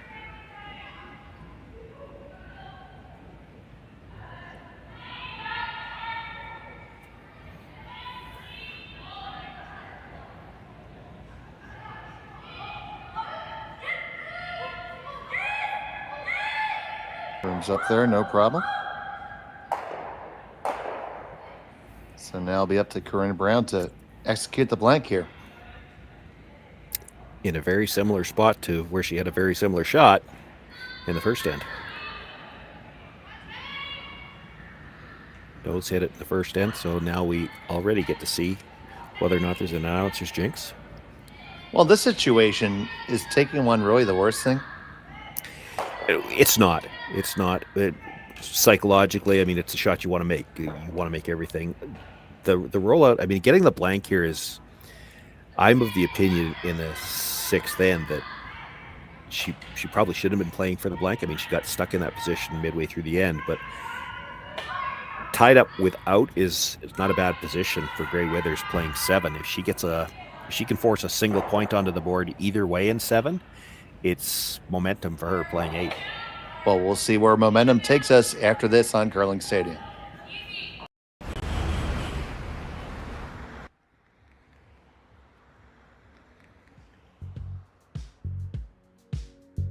That's life. That's what all the people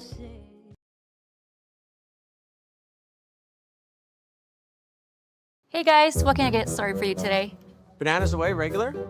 And I'll have the rip berry, but can I get vanilla oat milk and I'll add spinach and ginger? And can I substitute the raspberries for strawberries? Also add the chia and hemp seed, and definitely have the power booster and the collagen booster. And can I get that blended twice?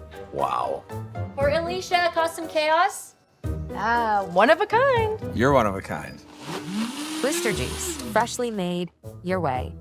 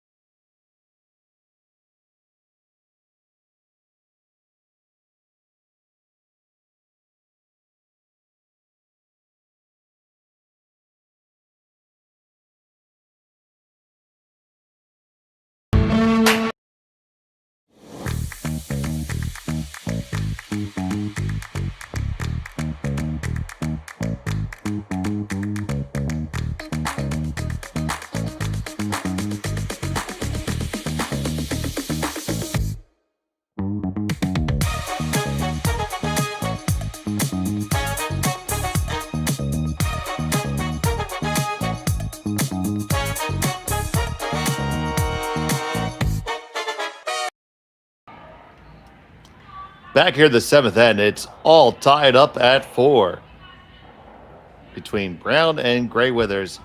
Here at the Saville Grand Prix from the Saville Community Sports Center, it's Brown with the hammer and end number 7 after getting a blank in the 6th. Dave Schmel, along with Sean Joyce, Connor Sims on our production with the 1s and 2s, and all of you with us, thank you for joining us.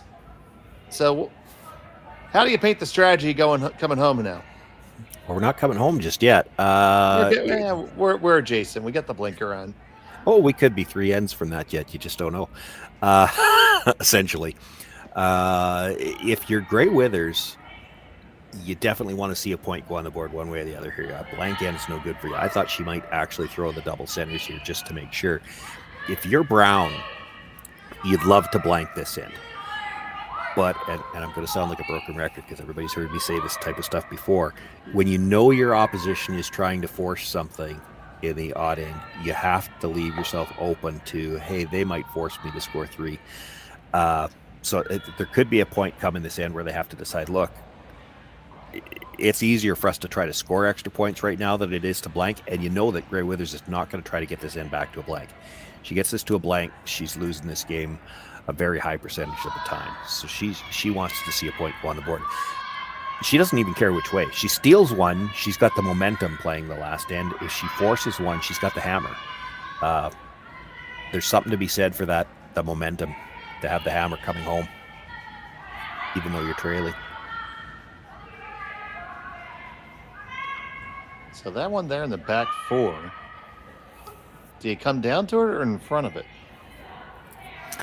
You're not coming down to it anyway. Oh, I don't like that. I don't like coming to a rock in the back and 4 foot behind the center line. That's...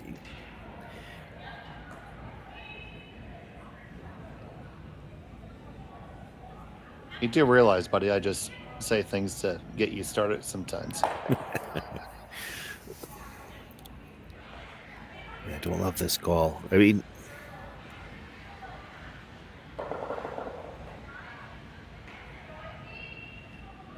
Group the rocks, you're still sitting okay to try to get back to a blank, but you're 1 freeze away from, you got a lot of work to do to not give up a steal.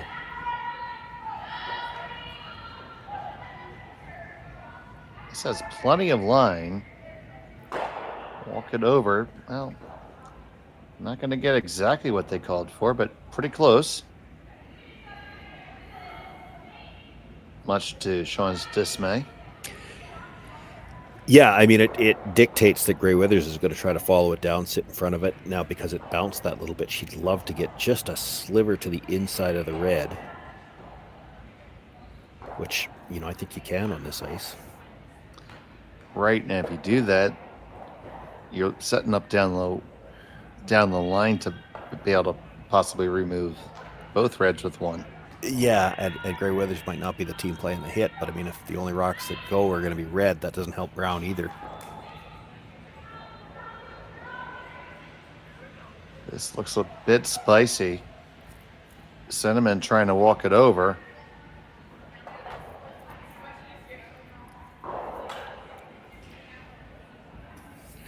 This might be where you have to make that decision I was talking about already. Are you trying to get back to the blank, or are you going to let them force you to score 3? I can't see any good reason to hit the back one. I think you're either peeling the guard or you're drawing.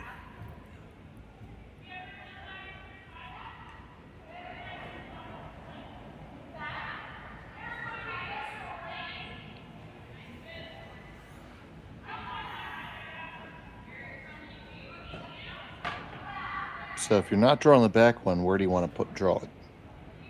You could, for now, you could corner freeze your one at the top of the 4 foot, because that would take away the path to the back one.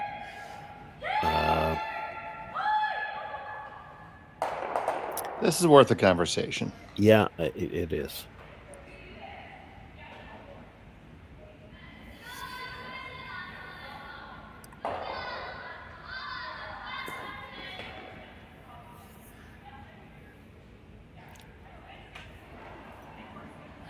I need the overhead again. Where's my overhead? There we go. Connor. Ask and ye shall receive.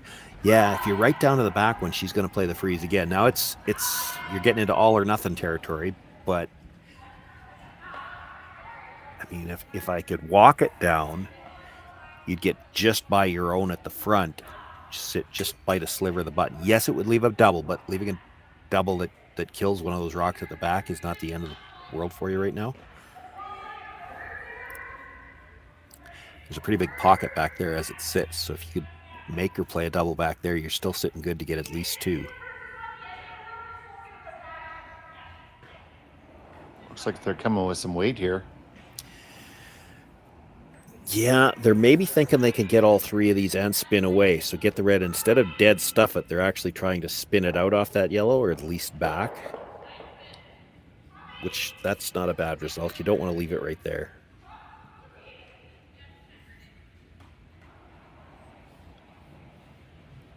So on the way from Colton.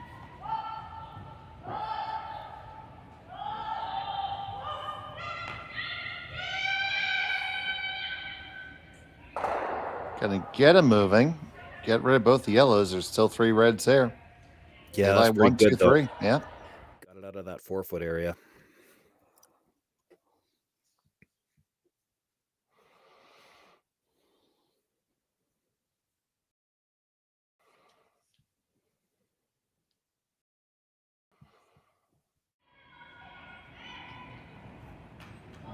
So just as you mentioned earlier, it looks like they're playing the whole force to score 3.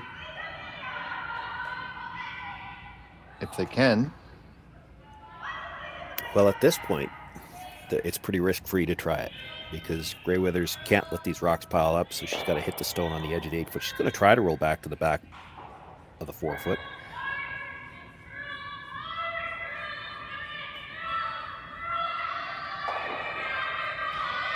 Gonna roll to it and past it.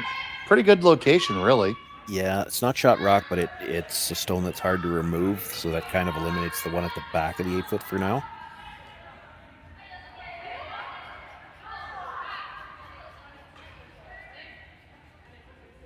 Does give Brown the choice, and she's going to opt to go back to defense. You peel the guard here.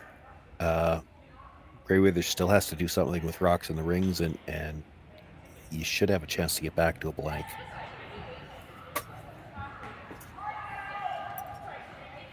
Definitely watching the end unfold multiple different ways. Gonna skitter on by everything there. Yeah, she didn't want to leave that in play, I don't think.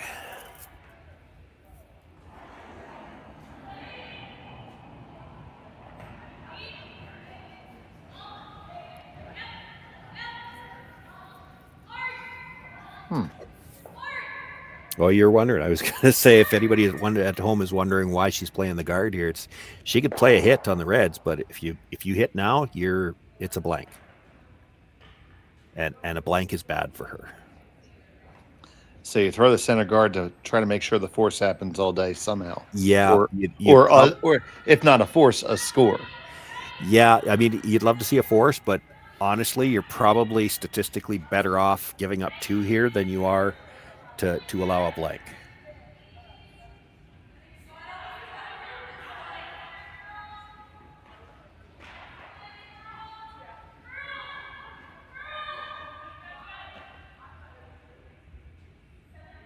I think it came up enough to get the job done. It's going to be peeled off. Yep. It was going to be peeled off, probably regardless. You throw up a couple of guards before Corryn Brown will give any thought to making an offensive move. There will be a point, though, where you throw one too many. I don't know that there's much she can do about it, though. Like, she doesn't want to give up the opportunity for the blank. You can tell she's clearly not in love with doing this.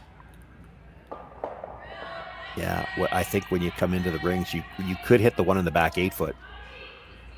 But again, you do that this early, and she's got a chance to set up 2 or 3 yet. Where are we? Third's last.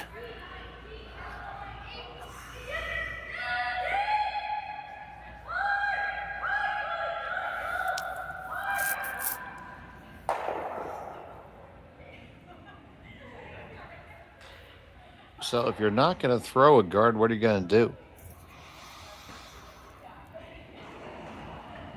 Draw down to the back yellow and shrink the rings? No, it's too easy to leave a double on the yellows like that, which would set up 3. What she's looking at is making a play on the top red and try to roll to the corner, and that's going to be a quiet weight hit because you got to hold your shooter. I do think you could hit the one in the back 8-foot. Brown's still going to have to do something with the stone at the back of the 4-foot that she can't really see, and she might leave them grouped. If you leave a biter at the back of the 12, that might be how you get your force. I still think you got to throw one more guard here. Does look like that's what survey says right now. Yeah. If you're content to force Brown to blink first, you might throw 2 more guards yet. But usually when you're having that conversation, Brown's going to be thinking, well, if we peel the guard, she's not throwing another one. So that might influence her next call.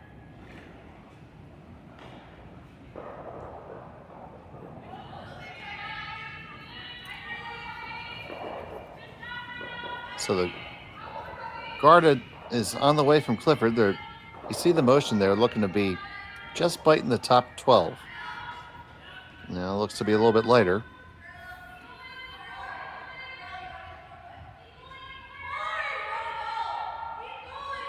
Certainly the pro side leave, I would say.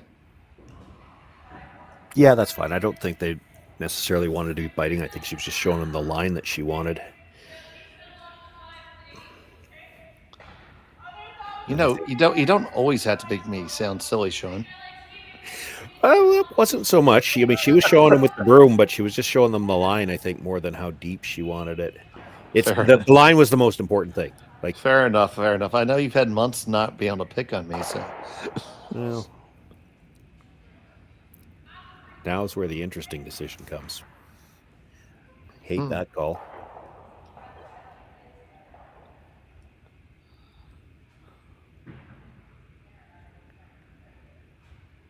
So if you hate it, you must love something. What do you love? Well, I just hate that one because it's the hardest shot you got left with the worst potential outcome. Well, timeout's been called. They hate everything right now. The more natural way to play the hit and roll off the red, if that red wasn't in the back of the 8, is to play it from, as we look at them in the house, you'd play it from the left side, roll towards the open side. Problem is you could jam it on the back red one, that it doesn't help you. They looked on the last shot at possibly playing the red over the top and rolling to that corner, what they're talking about now. That's tough. If you roll too far, she doesn't even have to pay any attention to it. You guard one more time, and the scary thing is that Corryn Brown then may decide to come in and try to score 3. What do you think about the corner freeze they just put the broom down for?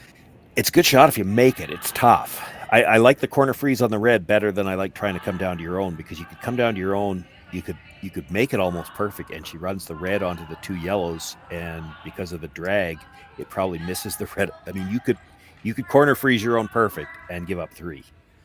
That's why I don't like that call.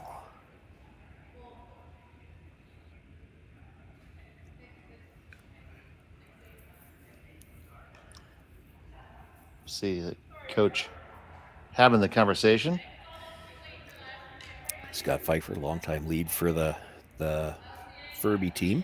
That's how I thought it was, but Yep. he's got his haircut a little shorter this year.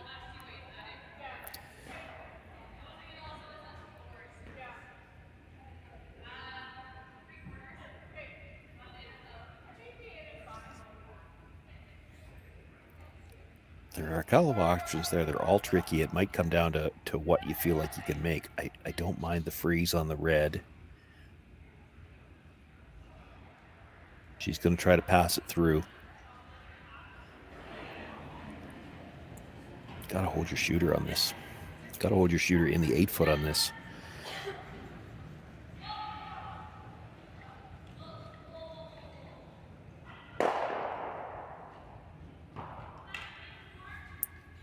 Or miss the one at the back 8-foot, I guess. If you miss the one at the back 8-foot altogether and hold your shooter somewhere, when they hit the yellow, they're going to have to leave a double.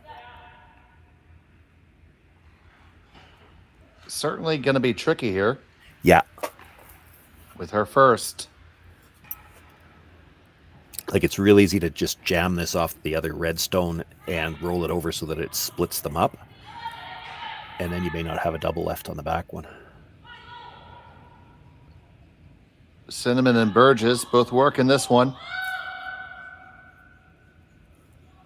They're going to get the hit. It will just sneak past the back, and they lie 1 and 2.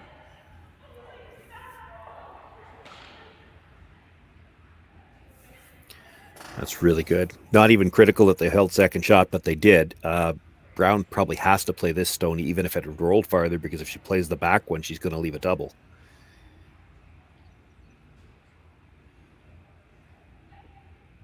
That wasn't easy to do. If you touch that second red stone, you know, it totally changes all the angles in the house. There might have been some way to hit that back 4-foot stone and not leave a double, and then they're going to go after shot rock.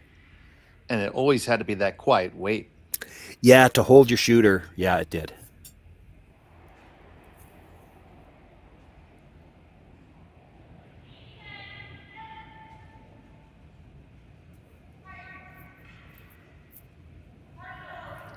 They are working this one hard.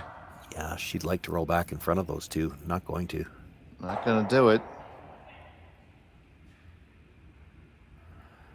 That's an interesting leave, though. You nose hit that, you're not second shot.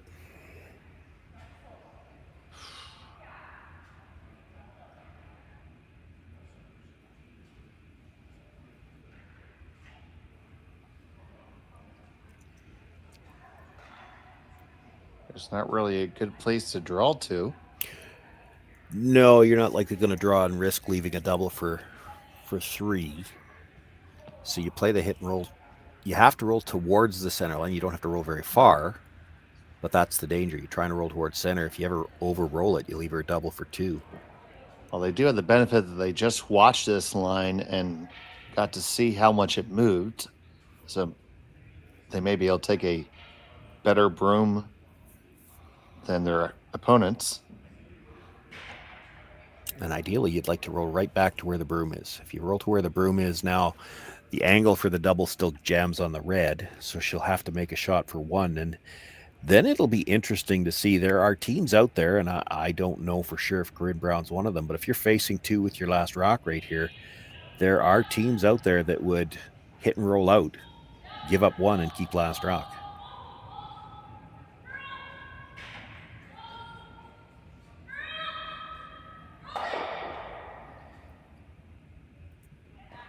Maybe just a touch too far? I think you're okay there because you're still on the side where for her to play the double, she's pretty much got to take it off. Well, You could try to stuff it thick and maybe get the back yellow behind the red, and the top one, it doesn't have to leave the house. It only has to leave the 8-foot.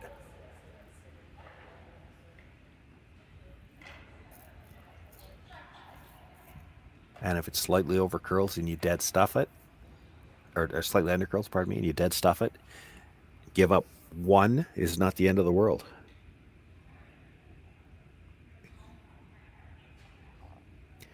Probably the shot to score 2 is you want to hit 3/4 of the thick side of 3/4, have it jam back onto the yellow, hit about 3/4 of that one so that the one at the back of the 4-foot misses the red one, and then the top one, it only has to spin far enough for that red one in the 8-foot to beat it. It doesn't have to leave the rings. Corryn Brown, final stone of the 7th, facing 2. Tough shot here. I think it's just a little bit up weight. Going to make contact with the 1, push it past, and you're just going to get a single. And they score 1. Gray Withers will have the hammer coming home when we come back on Curling Stadium. Imagine being able to stream every curling game from every sheet from any event, be it your Wednesday league game, bonspiel, or corporate event. Curling Stadium offers an all-inclusive streaming solution featuring high-quality cameras, ease of use, great reliability, and minimal installation. Offering your sponsors customizable ad space on your streamed curling games and being able to sell video packages to your corporate events for increased revenue. With Curling Stadium, you can stream to any device, be it your mobile phone, tablet, or computer. Push the feed to your desired platform, be it Facebook, YouTube, or any other social media. Curling Stadium is simply the way forward. Where it's commonplace in other sports to televise every game, we want to do the same. Curling is a global sport.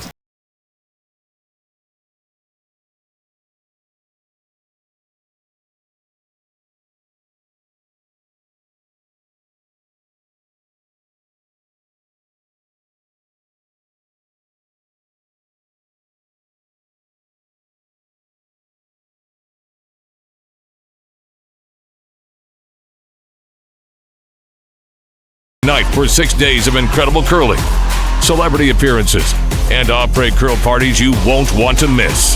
Get your tickets at thegrandslamofcurling.com. Let's rock! Welcome back to the Saville Community Sports Center. We've had one heck of a game between Brown and Gray Withers here, Sean. Yeah, if you've chosen to join us this morning, you picked the right game. We're the only one that's just separated by a point coming home. And coming home doesn't necessarily mean it's the last end this time. Extra end, certainly not out of the question. I'm sure Team Gray Withers would like to end it here with a deuce. So buckle in. And in about 15 stones, we'll know. It's always interesting to see how the team really without Last Rock wants to play these ends, because there are some out there that would believe that the easiest way to defend against a deuce is to throw 2 centers. Well, we weren't back quick enough to see the call, but that first guard is about a halfway guard. It's really tough to throw the second center after you've got a halfway guard. So that really helps them out that one comes up short. They've got a double guard now. They can come around, try to set something up in the middle. You almost have to play this, and lots of teams believe this, and I'm kind of that theory too, is you almost have to play this as a hard steal so that the other team doesn't get a chance to set up a deuce on the corner.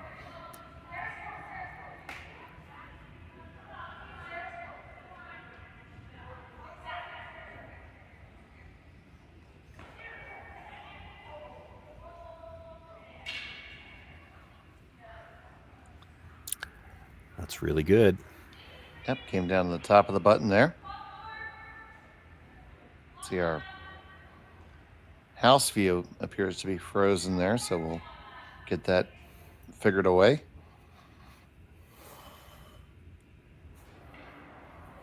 That's more better.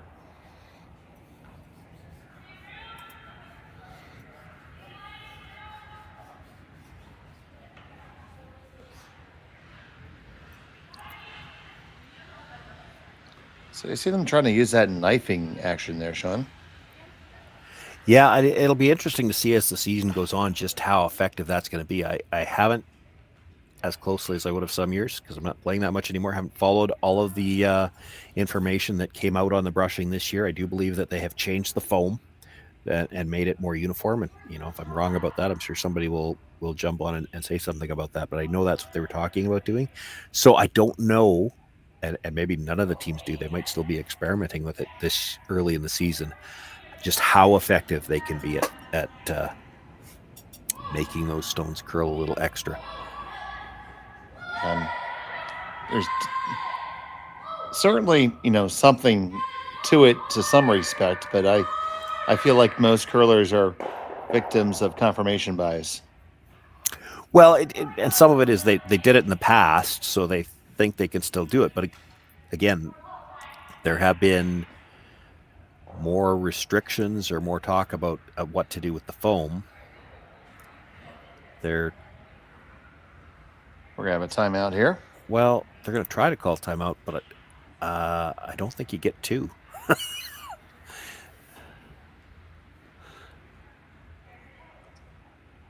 I don't see somebody coming with a. Maybe they do at the Bonspiel level, like Nationals and Worlds anymore. Yeah, it's one. You get one, yeah.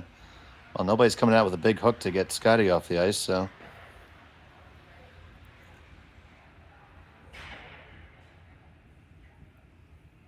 Okay, so, Coach, where's it go? Well, I mean, you've got Shot Rock right now buried at the top of the 4 foot. Oh, pardon me, it was. Oh, you set me up there. Yeah, no, that's my fault. That's entirely my fault. It was, Brown's team didn't call the timeout last end. It was Gray Withers that did. Okay, so Jim Cotter out using his one and only timeout, and then Jim and Scott can go to the bar because they're done. Your choices here are you could just lob up another guard. Problem is that you're going to see Gray Withers start to clean things up in the middle. You nose hit that. She's still probably going to play some kind of draw tap on the one at the top of the 4 foot.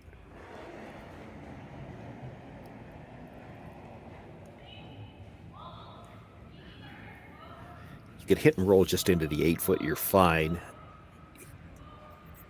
It kind of looks like there's enough daylight there to chisel in underneath.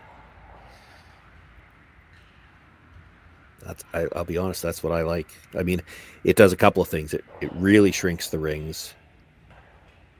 That's what they're going to call. You kind of know Gray Withers is going to have to clean up the middle, but the stagger on those front two guards, there is a chance it's coming straight back.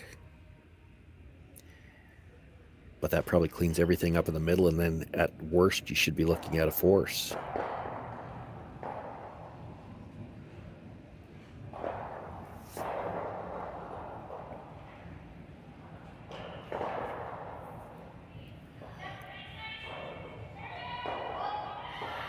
Gray Withers is going to have to make a decision if this is made, and I'm sure they talked about it during the timeout as well. Are we just trying to get out of this, or are we still thinking about getting two? Because if she's thinking about playing to get two, she might have to make a play on that stone at the top of the 4 foot right now. Well, with that rolling away, probably makes it easier to make a play on the guards.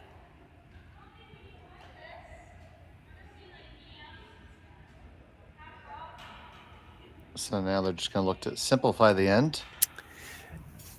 Yeah, I mean, she's looking to get forced the way she's playing this. I thought she'd maybe hit it from the other side. Try the double, so just off the nose on the red, and then roll your shooter to the corner on the other side. This way, you got to go over the top. You're losing the shooter, and then you're just trying to hold it for a single after that. Brown will keep the house split, and she should at least be able to force you.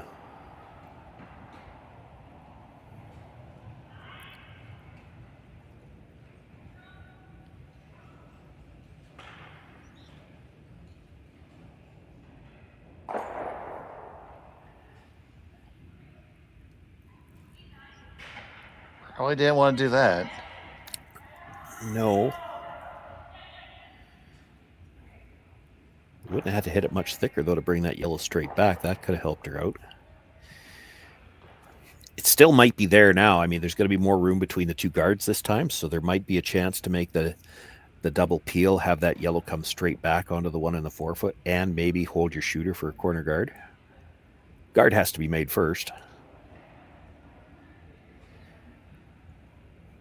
The angles are going to get interesting here.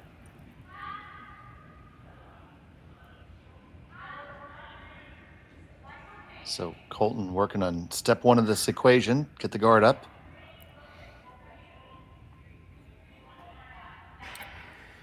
That's going to be a really tight guard. And yep, I just saw Corryn Brown get caught in between right there. Thinking about bringing it back for a second, then maybe not.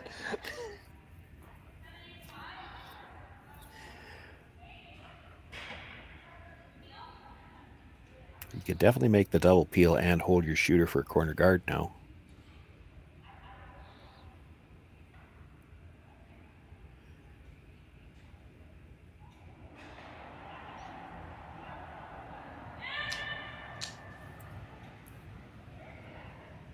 So Burgess. This is coming up, way up. Not the corner guard they were trying to get, but it works. It is on the other corner indeed.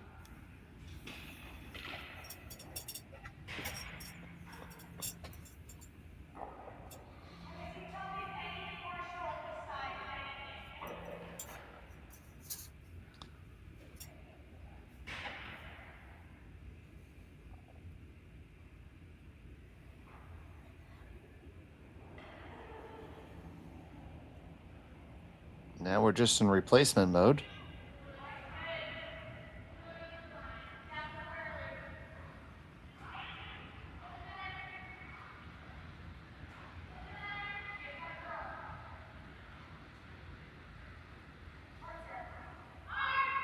Gonna be extremely long.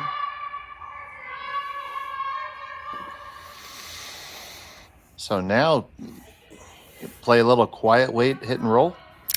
Yeah, you sure could. You got a couple of options. You could roll behind the yellow, or if it over rolls, you could end up on the top of that yellow at the back of the 8-foot. There's a couple of ways this could work out really good for you. You mean on top of the red-brown rock?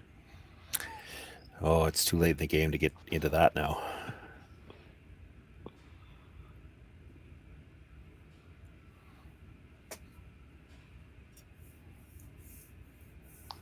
So Catherine Clifford with her first yellow-gray of the 8th.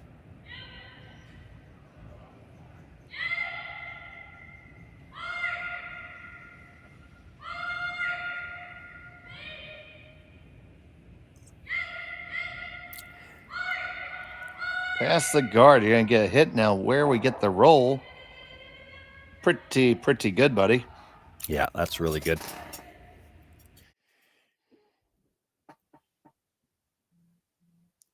It's going to force the Brown team into a decision now. Are you playing whole hog for the steal, which is tough because that guard's pretty long. You can't really get at the shot stone through the middle. You could play it from the outside, but then you're rolling away. She's coming to the middle. I think she's throwing a second center guard, a tight center guard now, because that long guard by itself isn't going to guard. Like, you drive for shot rock, they can get to it with either turn. So you really have to throw a tight guard, and you're committed now to play for the steal. So get this guard up, assume a single peel, then make the best draw you possibly can. Yeah, I'm not assuming the peel. I think Corryn Brown is coming around, but you have to let her, and then react to what she does, because you're not going to steal on that long guard. You need a tighter guard.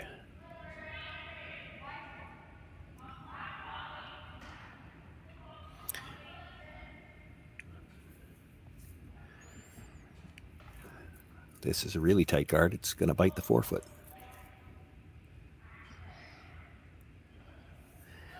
She can play the same shot again. And then it's going to be a real heap of trouble for Brown. Yeah, it will be, because now it comes down to on last shot, she might not have to stay. You know, she might be able to just play hit and roll out, already have her 2 points secured. Now this still has to be made, and it has to be made almost as well as the last one. If you ever roll too far, you might leave her double on the outside. So Clifford looking for an exact carbon copy of the last shot.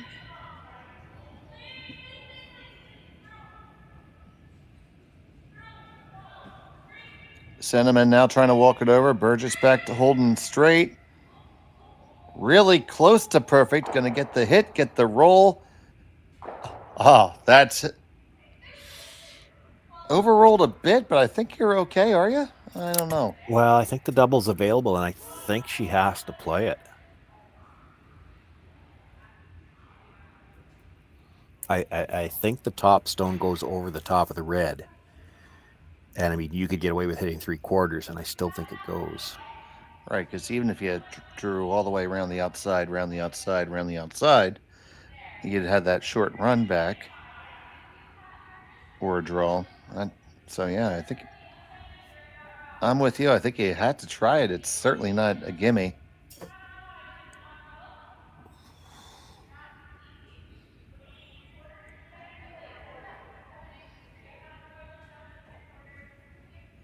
That is the call.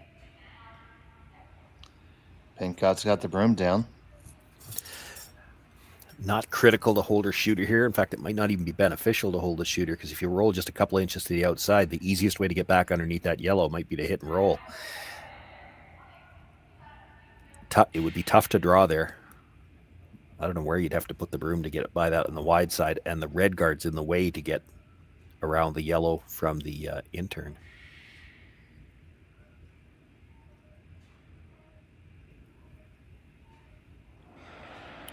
So here's Brown with her first of the 8th.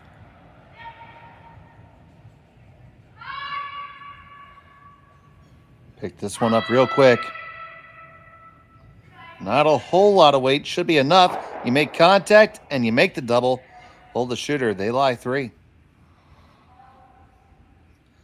So it looks like they might be taking that.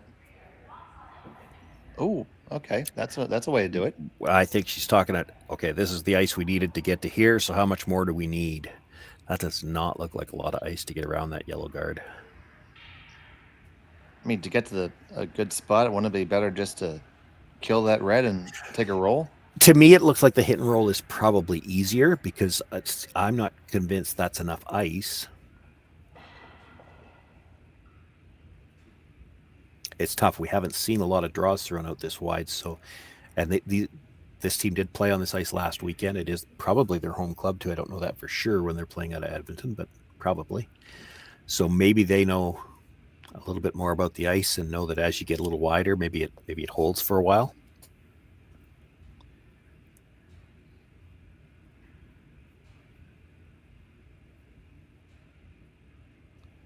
Her first of 2 here in the 8th.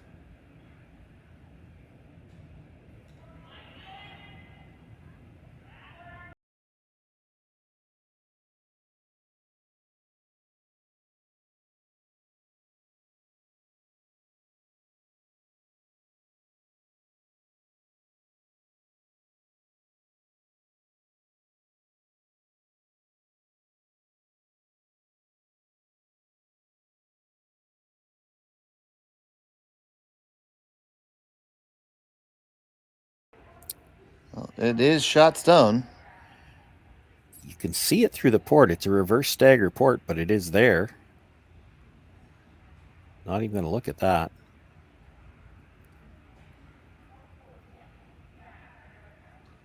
They're going to play follow the leader here. Force a draw to the opposite side.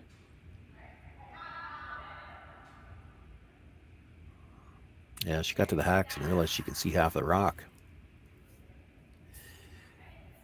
You'd have to throw this with some weight, because with that reverse stagger, that port is not as big as it looks. Yeah, that looks scary to me, Sean.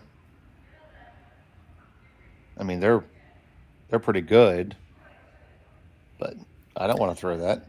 Well, Corryn has that little bit of a natural set to her release that actually means she can run hers pretty straight through a port like that. I wouldn't hate the call if she wanted to play it.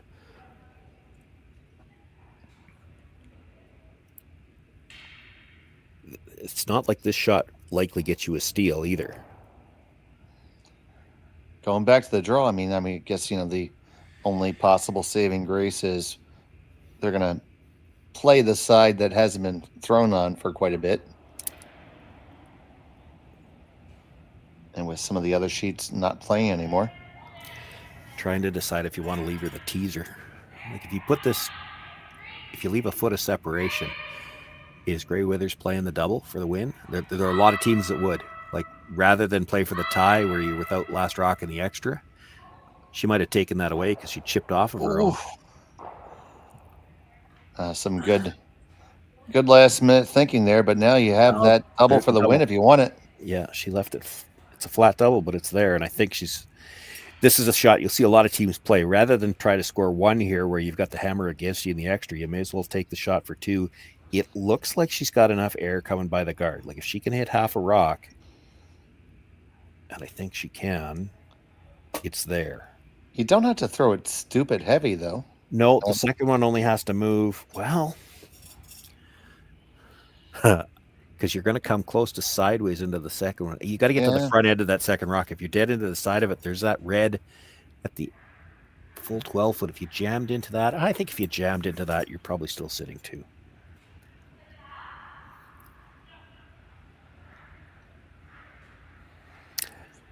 Clearly not expecting a lot of movement here. Yeah, this is going to have a bit of pace.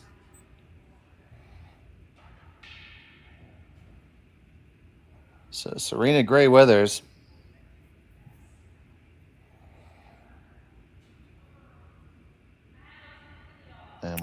And their handle is loose. And they think they can do the old just shimmying on themselves. Making the motion for the technical timeout, but not on the clock. Yeah, they got it situated now. Now they are going to get the tech to come out. Yeah, you want to be sure before you throw a shot like this, so throw the wrench on it.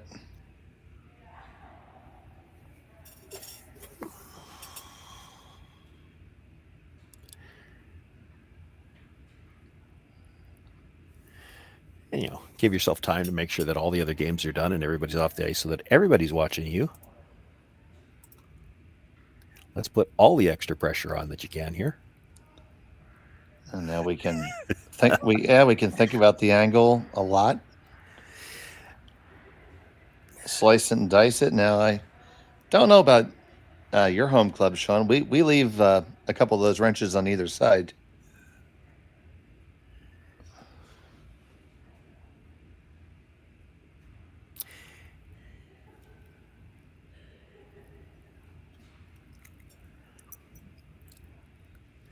I'm trying to make a decision myself. And it doesn't matter. These two are close enough together. This is the way you're going to play it. But if the yellow was second shot and that red was a little tighter to the guard, you'd actually have it off the one in the 12 foot too. We saw our ice technician dash in. This just looks so tight by the guard. Like, if she just releases this clean, I with where the broom is, I think she's already on the guard. So she's planning to have just a little bit of a positive release. It'll still come at the end. Absolutely. It's a good view of it there. We often mention the stones. You see the outer part of the stone is the coarser grain granite, what's commonly referred to as Treffer granite, with that insert of blue hone, the finer grain in the middle of the rock, which is really what most modern competition stones are now.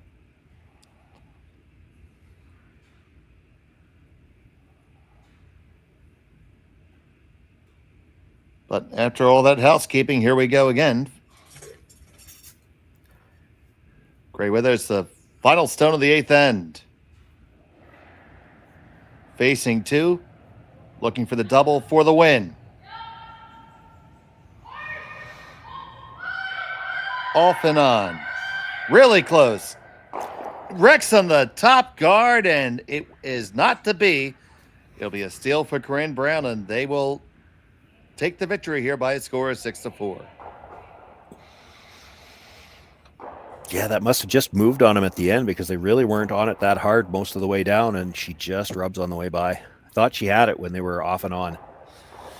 I was definitely thought that shot was there, but either way, a pretty well played game by both squads, Sean. Yeah, hard for them to feel bad about this one. I mean, they do have to get back on the ice later on today, and that's the thing with small pool round robins.